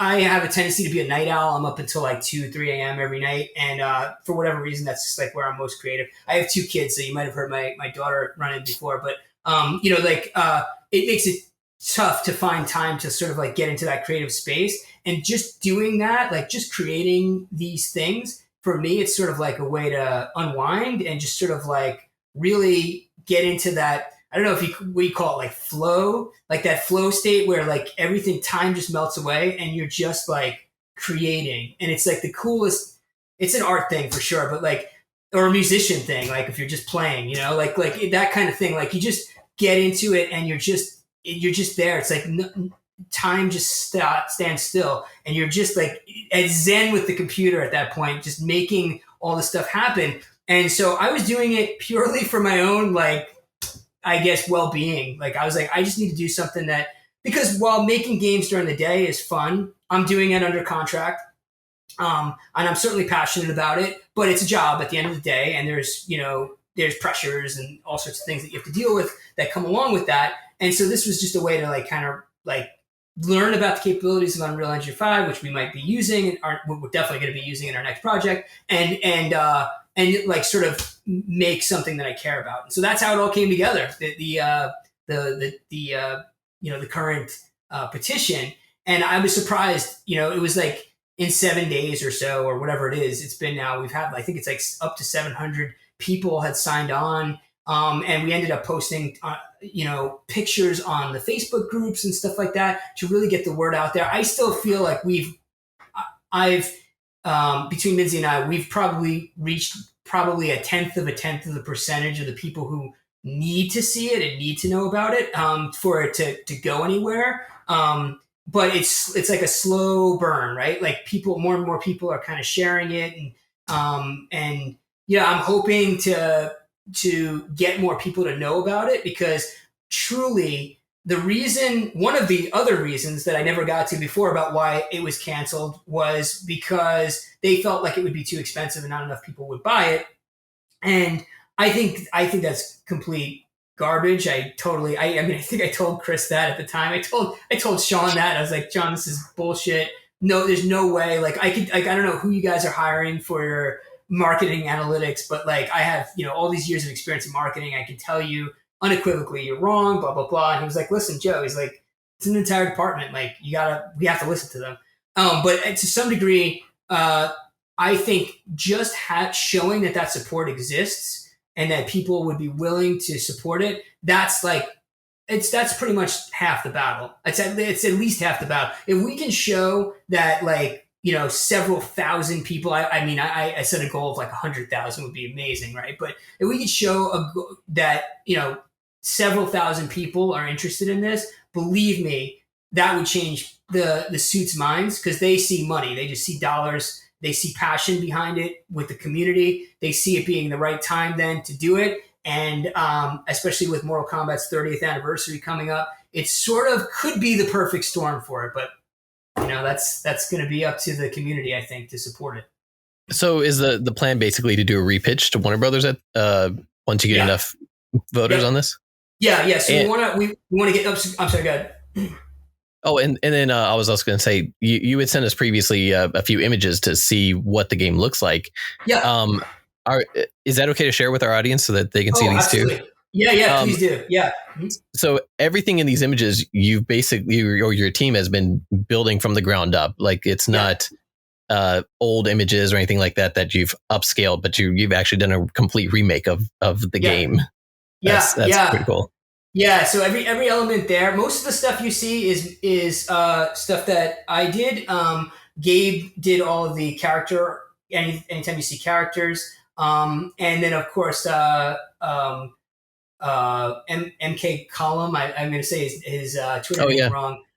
He did the subway, which was awesome. Him and I kind of collaborated on that. We talked about some improvements that could be made, and he to his credit, he was like, "Oh man, you're totally right. Let's do it." And that's the picture I've looked at the most because it's got rain. yeah, rain's awesome. Rain's awesome.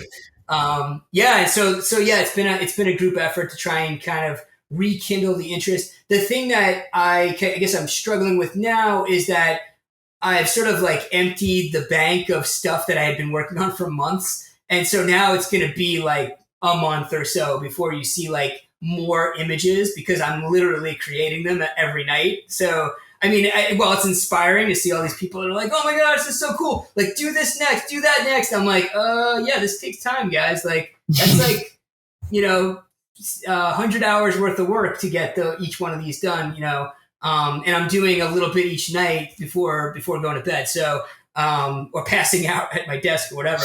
So yeah, totally. While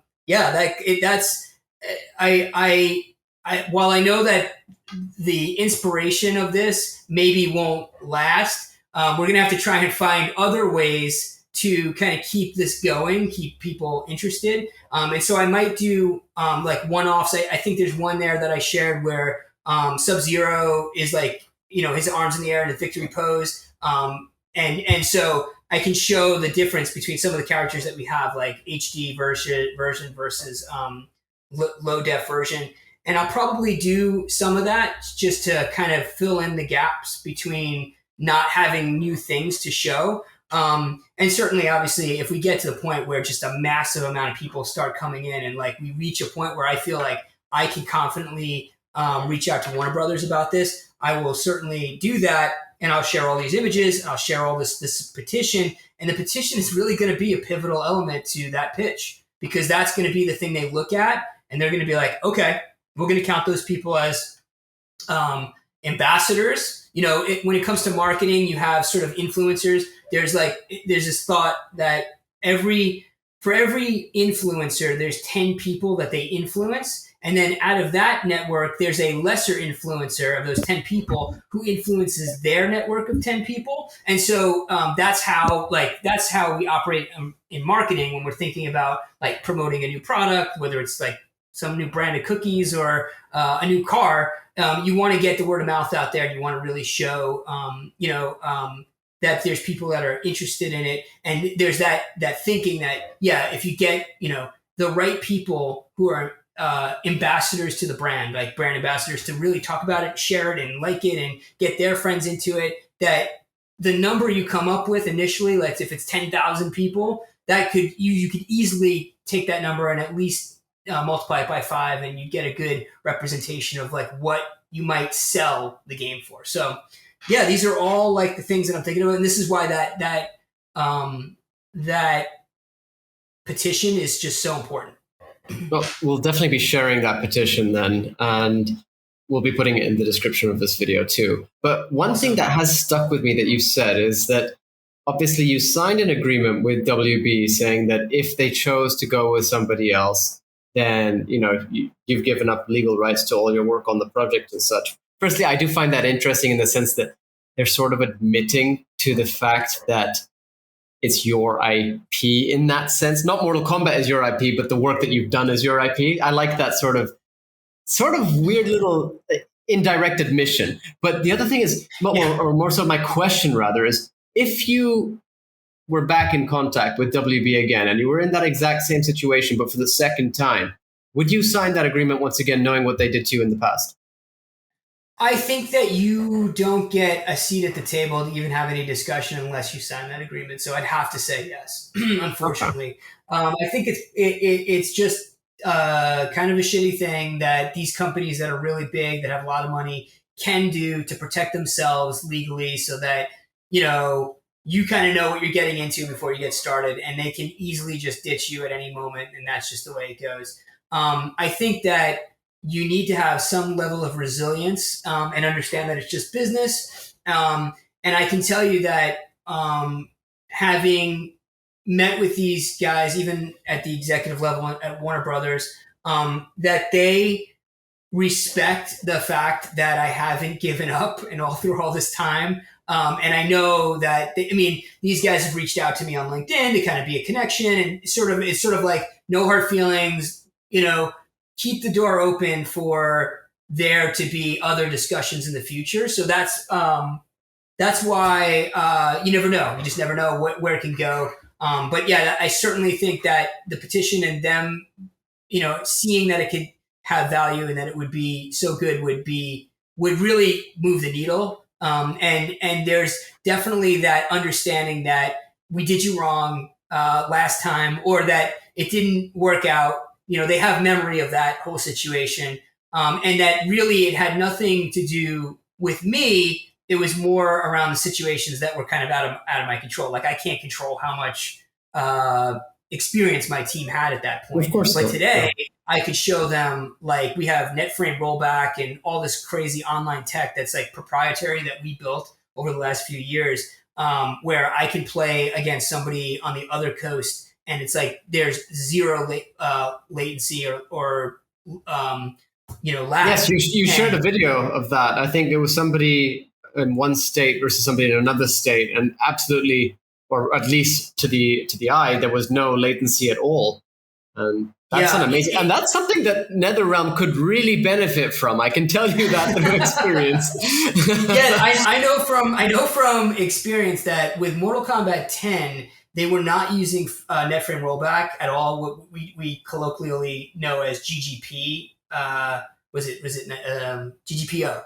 Good game, peace out. That was invented by Tony Cannon. He's a brilliant. I'm connected with him on LinkedIn too. He's a great guy. But they ended up Riot Games, I think, snatched him up. They're working on a fighting game, and I would expect that to have some of the best rollback tech ever, because he's literally the inventor of it. And we took, he made his code open source for a very short period of time. We grabbed it, so I got to give him credit for that. And then we took it and we just built upon it, adding artificial intelligence, machine learning to try and guess what moves you've made, so that we are like super accurate about what the reality of the situation is when you're playing online from such a long distance. And so, our tech is really special. What's really exciting for me is like now that we're doing this new game that I'm working on, there's getting to get that to run on the PlayStation and the Xbox was a pretty exhilarating experience because, we've got it running on Epic Online Services, which is like the backbone of Fortnite. So it's very robust. And we've got our tech with millions of players works. too. Yeah, exactly. It's been battle tested, right? You could say. And so I feel really confident that if they were like, hey, so why should we trust that you're going to get online play, right? I mean, actually, Chris at one point said that. He was like, why should I trust that you're going to be able to do online play when that cost us at the time? It was like north of $5 million or something to like have an expert come in and like help them rip out their netcode for MKX and turn it into rollback code. Well, that's the most ironic part, that they gave you trouble for that, when in reality, their last 2 games have now had extremely bad netcode to the point where it's known in the fighting game community to have one of the worst sort of netcodes in the game, in all of the fighting games. And yet they gave you crap for that. It's like, come on, guys, Well, I think what it was is it's a pain point for them. And they were like, if we're $1 billion company and we couldn't solve it, like, there's just no way you're going to solve it. Sense of arrogance, though. That's the thing that gets to me. It's there. And it's there. Yep. You're like your team is now Eyeballistic has now sort of, as you mentioned, you're basically the entire same team as it was for the Mortal Kombat project, bar one person. And on top of that, you're looking for, I think at the time of this recording, you're looking for a senior producer, online network engineer, and character artist, right? So it's good to see that, firstly, the group is, or to the core as much as it can be, is the same as before, and you're still looking to sort of expand. Yeah, no, absolutely. I think that part of that, the reason my guys have all stayed loyal and wanted to be a part of this is we've been through the trenches together, and that sort of builds a bond.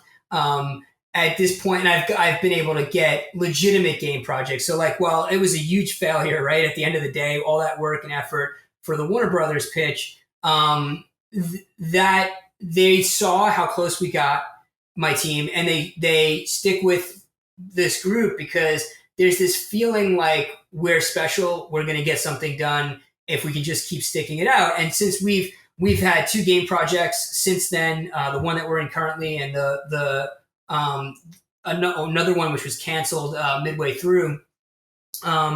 But not to our own fault. It was like we were doing our part.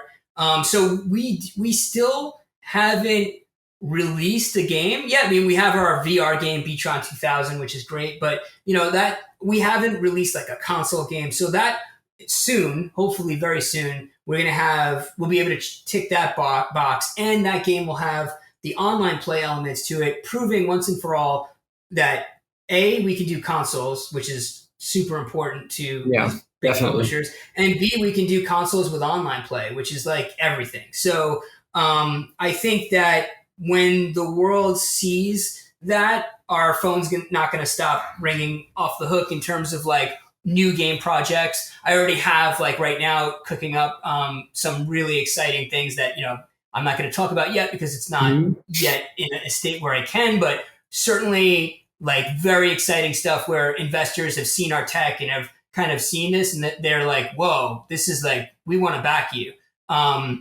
We'll see how things go at the end of the month when we have our next meeting, but certainly this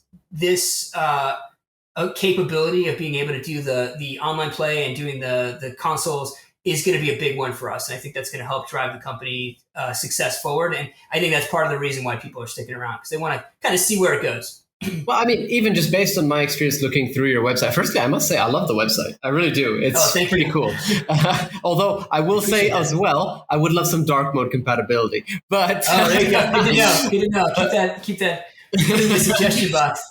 But like looking through, you seem to have a really good team put together and everything. I'm looking at it on the other screen right now, and Sure. I mean, I'm very interested in the fact, like you've mentioned that you're working on a game, which I'm assuming is not one of the games on the list here. You do have three games out. Or Beatron 2000, VR music rhythm game, which honestly looked pretty cool. I checked it out for its time, right? Thank you. And then you've got Lawless, which looks very interesting to me, I must say. I can give you the quick backstory on that. That was after Mortal Kombat. That was basically our own IP. It's sort of the one that got away. I want to make Lawless one day, but basically we got into a really Matt Karsh over at Saber Interactive was the one who finally said yes to this crazy group of Mortal Kombat fans that have no actual games. I did like 10 pitches and he was the 10th one. Everybody either laughed me out of the room or just said, no, we're not interested because you guys have no experience. But Matt, to his credit, was like, I don't even know why I'm saying yes because this is such a big investment of money and you guys could just totally screw us. He's like, but your passion, like, I just want to say yes to you, Joe. He's like, I just want to say yes. So he's like, we're going to do this. And so we did. And we were on that project for about 8 months. So we actually have a playable of it. And that was when we started building our net frame, rollback tech, and all that stuff. That was really early days. It was a paid project. We were getting paid. It was great. And, that brought the team together. Everybody was like, yeah, finally we're getting paid like actual money as game developers. It's like everything prior to that was sort of like we were just creating stuff out of thin air and then hoping it would sell. Beatron is an example of that. Like you create that game in your spare time and then you hope it sells. And so that game, unfortunately, Saber was going through a big transition. They ended up getting bought by a huge company called Embracer for, it's public, so I think I can say it's like over $500 million. And so Embracer basically said, look, here's the games you can and can't work on. And our game got cut from that list. And we were in conversations. No. We were in conversations with, at the time, we were talking to like Dark Horse Comics to do like a really cool crossover game with Dark Horse, and those guys loved what we were doing. It all kind of came to a halt. Now, I have all their contacts, and so in the future, Dark Horses, if we ever wanted to do that kind of thing, we would probably reach out to them and see how they could do on sort of licensing some of their better known characters like The Mask and Hellboy and Barbed Wire and Ghost. And I don't know if you guys are comic book fans, but Ghost is a really big deal in comics. Grendel and X. There's just a lot of Dark Horse, and Dark Horse has sort of been looking at what happened with Injustice with sort of a probably, I guess you'd say, like a little bit of a jealous eye. Like, look at how well that game did. If you have the right person like leading it. And so I sold them. I was like, this is going to be great. And Saber was backing us. We thought this was going to all come to fruition. And then it got canceled. It's got a great story behind it. And it's definitely going to be, that's like my game that I'm just going to keep repitching until somebody says yes. Like eventually we're going to get to do it. And if we did it today, we would do, like, you always think about improvements because the combat system in that game is so awesome. Like it takes a little bit of Killer Instinct and a little bit of Mortal Kombat. I was going to say, it looks like the perfect blend of those games. Yeah, it's so cool. Yeah, because you know how in Mortal Kombat you have like the juggles and you have dial combos, and in Street Fighter you have it's less dial combos and more like twitch combos where it's like punch punch punch and then like drop down to the ground and do a few kicks, and you can make combos that way. And so a little bit Marvel vs. Capcom-y if you're familiar with that. And so this game had this really cool thing where any starter, linker, or finisher could be, you could use like your finisher as a linker, you could use your linker as a finisher. Really cool. So you could kind of mix and match your combo styles. And this is from years of talking to like competitive fighting game players. We know a few that we talked to. And also we have a few guys on our team that I wouldn't say they're necessarily maybe like tournament level. Well, they are tournament level players. They played in tournaments, but not like they've not won. It's not like Sonic Fox or anybody like that, like well known. But in terms of like, they kind of know, like from a competitive standpoint, what do you want to see in a fighting game, and what would be appealing to like Mortal Kombat, Killer Instinct, and like Street Fighter fans all at once. Bring us all under one family, like where we could all agree that like this is rather like than fight. Well, we want to fight, but we don't want to hate. Yeah, exactly. Yeah. So that anyway, that's the story behind that game, and I would love to see it happen. And there's my avatar character that I go by, Calactite, is actually in that game, so it has even more meaning to me because I was drawing that character since I was like 7 years old. I'm 7 years. Yeah, since I was 7 years old. Yeah. Wow. No, maybe no. Yeah, I was probably a little. I think I invented his name when I was 7 and didn't really start drawing him or come up with his concept until I was more like 10. But yeah, the point is, it was definitely it's like a part of my DNA. So to have him represented in the game, and it's just so cool to play him, like the combos you can do with him and his special moveset. Like I'm fanboying out about my own game, which is like, so you're not supposed to do that, but that's great. That's the real passion. I want this game to happen. You know what I mean? So I can honestly say, based on what I've seen of your game, of that game, like obviously there's not too much to have a look at, but based on what I read about it, with the whole storyline, the customization elements, the fact that you are focusing also on the competitive side too, which I'm not a big competitive player, but I do enjoy the competitive scene, right? And so it's nice to see all of that come together, especially with that sort of blended fighting style. So I will personally be keeping my fingers crossed for this game to come out at some point. Honestly, thank you so much. I really appreciate it. I think it's going to be one of those things that once Eyeballistic finally like hits it big, which I think is going to happen at one point or another. I believe that's going to happen. We'll either finance it ourselves, or we'll be at a point where the question of if you guys can make a game is no longer on the back of any investor's mind. It's sort of like, how soon can you get it done, and like, is there still a market for it kind of situation. So I fully believe that it will come to light, but it may not be for a few years until we have the time and we have the investor support for it. Well, you do have another game in development, which also is very interesting to me. But so Mortal Kombat is my favorite game series of all time. My favorite game of all time is Bloodborne. And you have a game there called Cold Blood in development, which is Dark Souls meets Metroidvania. And I mean, even just based on the name Cold Blood, I'm assuming there is some Bloodborne inspiration there. Yeah. So we're huge Bloodborne fans over here, huge Bloodborne fans. And this one I have to give credit to Justin Slaughter, he's sort of like brilliant. He's not just a great musician, but he also does like programming. He did one of the versions of Mortal Kombat that have been floating around on the internet in HD in Game Maker. And he has been teaching himself Unity, and he was like, man, we really need to focus on this like Metroidvania meets Bloodborne kind of area, because there's really nobody's doing this. Like, and he had this concept where like you could go up, and that's like one direction you can go, or one path. You can go down, and that's another path. You can go left, or you can go right, and that's another path. And so, like, for non-linear exploration, basically. Yeah, but for a Metroidvania game, like that's like nobody's really doing that. And so we came up with a combat system. We've got all this stuff ready to go. And I recently had an investor tell me they were interested, because these kinds of games they don't cost a lot to make, not nearly as much as like, a Lawless would cost. And they'll never go out of style either.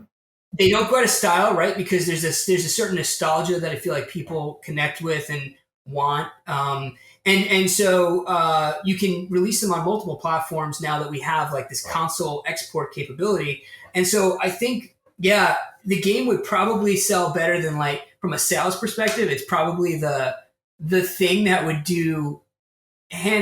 easily would do the best out of every game that we've done, even though it would be the cheapest. Unfortunately, when I try to explain that to investors, they're just not buying it yet. And I have to show them sort of other similar games, and there's a lot out there. There's a lot of games. Dead Cells sold like 4 million copies, and you could go on and on. It's like Shovel Knight.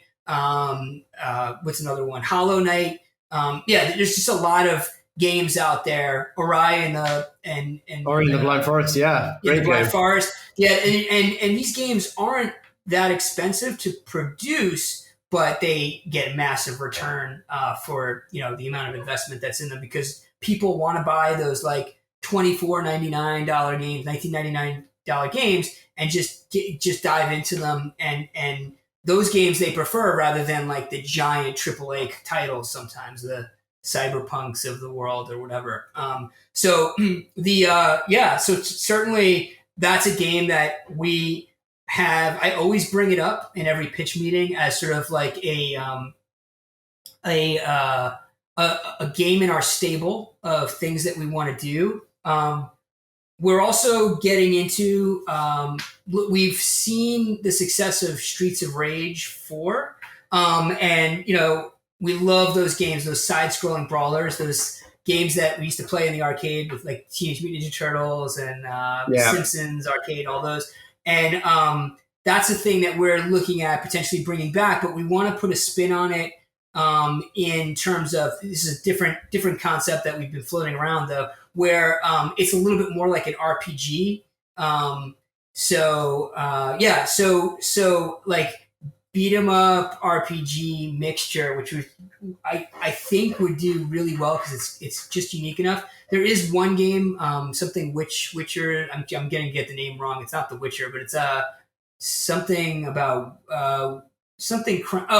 Dragon's Crown. It had nothing to do with witches. Dragon's Crown, which is very it sold really, really well. And they haven't released. They re-released it in HD recently, but it was like a PlayStation 3 era game. And yes, I do. And it was beautiful art. And anyway, that game, I was looking at that recently. I was like, we need more of those types of games. Like, that's a really cool concept. And of course, there's the fan favorite Castle Crashers, which sold like some ridiculous amount. It's like 20 million. I love Castle Crashers.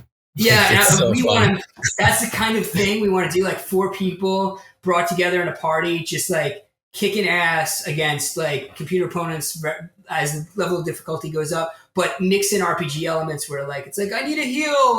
Like I don't know if you guys ever played World of Warcraft or EverQuest or any of those kinds of MMORPGs, but that kind of bring that kind of camaraderie into that genre would be really, really cool. But it's just stuff right now. It's just all in my head, things that I'd love to do.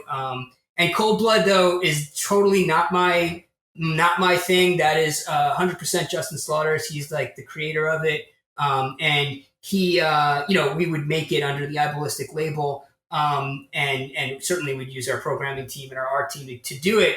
But he's, it would be a by Justin Slaughter kind of thing. Like it would be, he'd be the owner of the game because it's his concept.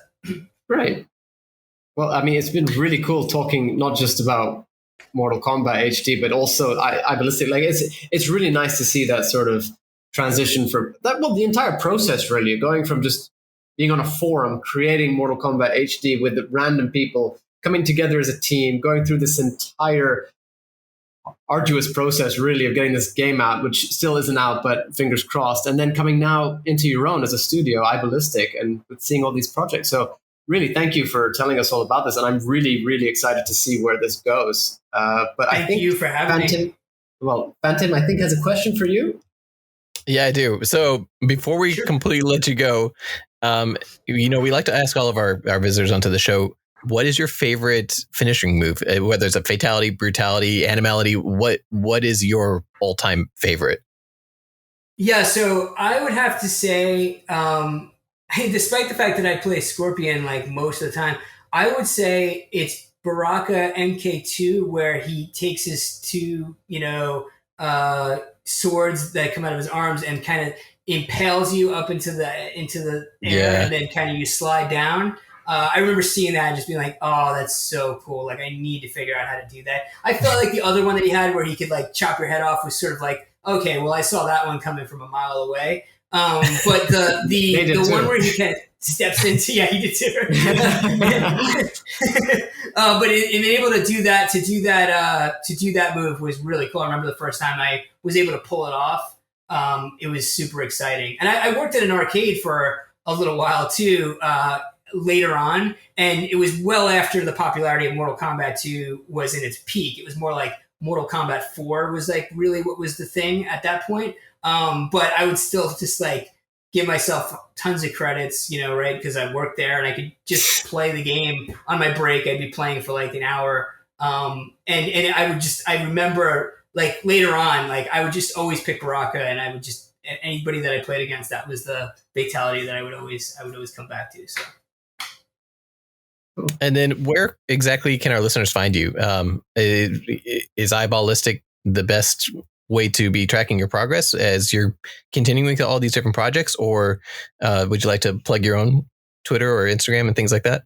Yeah, I think just the Twitter is probably the best place to find me. I'm such a Twitter noob. Like I basically just discovered Twitter this year for it's so bad. So like I have like no followers or anything, so it'd be cool to have somebody like care about what's going on. My Twitter handle is @Calactite, and that's CALACTYTE. And that's my character that I've been drawing since I was 7 years old. So that's where that name comes from. And so you can find me on there, and I think that's probably the place where I do most of new stuff is going to show up there about the MKT, petition. And that's where I just put everything first and foremost. I guess I'm like addicted to like the feedback when people are like, "Oh, that's so awesome." I'm like, yes, like I need this. This makes me feel good. Like, it's a drug, right? So totally, like I admit to that. I love that. That's really cool. And it's just cool, like meeting with other people. Like the other day, I was just talking to, I don't know if you guys are familiar with the guy who is redoing Mortal Kombat on the Sega Genesis, but making it more like the arcade version. Do you guys know that guy? He's from Brazil, I think. Oh, you mean the Mugen project, the huge one? It's not a Mugen project. No, it's he's literally, now I wish I knew his name. I just started following him yesterday, but I've been following him on YouTube like a bunch because I was like blown away. You could see he sends his YouTube videos, and basically what he did is he took the Genesis version of Mortal Kombat, and he's a programmer, so he like hacked it and he made it the way I think we all wanted Mortal Kombat on Genesis to be, like, or maybe the way like my 14-year-old brain saw Mortal Kombat back then, or 15-year-old brain. Like it was every sound effect that the game didn't have, because it used to be like, when it said Scorpion wins or whatever, there was no announcer's voice on the Sega Genesis, but the Super NES version had like a ton of sounds and more colors, and although it didn't have blood, it had sweat and didn't have any fatalities, so the Genesis version always won. So what he's done is he's gone back, and little by little, I don't know how long he's been doing it for, but he's been like basically changing the ROM to make it have all of the sound effects that it was missing.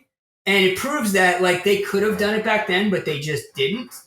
And so he's made the graphics look better. I mean, he's really, really interesting. Anyway, I'm kind of like fanboying about this guy. I just recently found out about him. And we'll put it in the description. Yeah, I'm gonna have to send it to you after the fact. But yeah, like I want to plug him because the other day, like, anyway, what I was trying to get at was I happened to be talking about the Mortal Kombat stuff, and somebody had asked a question like, "Oh, what was like your favorite version of Mortal Kombat?" And I said, "Oh, I liked it on 32X because it was like Mortal Kombat 2 was really great on there. It didn't disappoint." And he chimed in and was like, "That's the best version of it. Like, I like it too." Anyway, the point being that like I'm getting a chance to meet people that are passionate about Mortal Kombat, that are really, really skilled, that I would be like, "Oh, dude, I would legitimately hire him if he was into it, to like work with us together on any project in the future." Because that's the kind of person that you want. You want somebody who's like a diehard fan. That's just where the best work's going to come from. So yeah, Twitter, long story short, I discovered social media like I was born yesterday, and I think it's cool. So yeah. I think that's kind of amazing throughout this whole interview is how Eyeballistic is kind of the accumulation of what the fan community can become over time. And just kind of showing how if we all kind of come together, what we can make out of, you know, our passion. And for everybody, it seems to be the passion is Mortal Kombat or fighting games and that sort of thing. So it's cool to see. So, Joe, we really appreciate you coming on the show today and just talking about not only, you know, your work with Mortal Kombat HD, but everything you've done since, you know, you first started this project. So it's been great having you on the show. Yeah, thank you guys so much for having me. Yeah, this is awesome. I can tell you guys are really passionate about what you do, and like I said, I'm legitimately a fan. So I'll be you know, listening to all the interviews and things that you do in the future. But yeah, it's really cool that you guys gave me sort of a forum to talk your ear off for 2+ hours. So I thank you for that. Yeah, we'd love to have you on. And thanks a lot. We'd also like to thank all of our listeners for stopping by the Realm Kast today. You can find Yanni and myself, FANTiM, on the Mortal Kombat group on Facebook, as well as Yanni on the Mortal Kombat meme realm. Special thanks to Uppercut Editions, who are creating the Mortal Kombat Kompendium for the continued support. You can follow them at Encyclopedia MK on Twitter and the Mortal Kombat Encyclopedia Project on Facebook. You can catch up on all episodes of the Realm Kast on YouTube, Facebook, iTunes, and Spotify.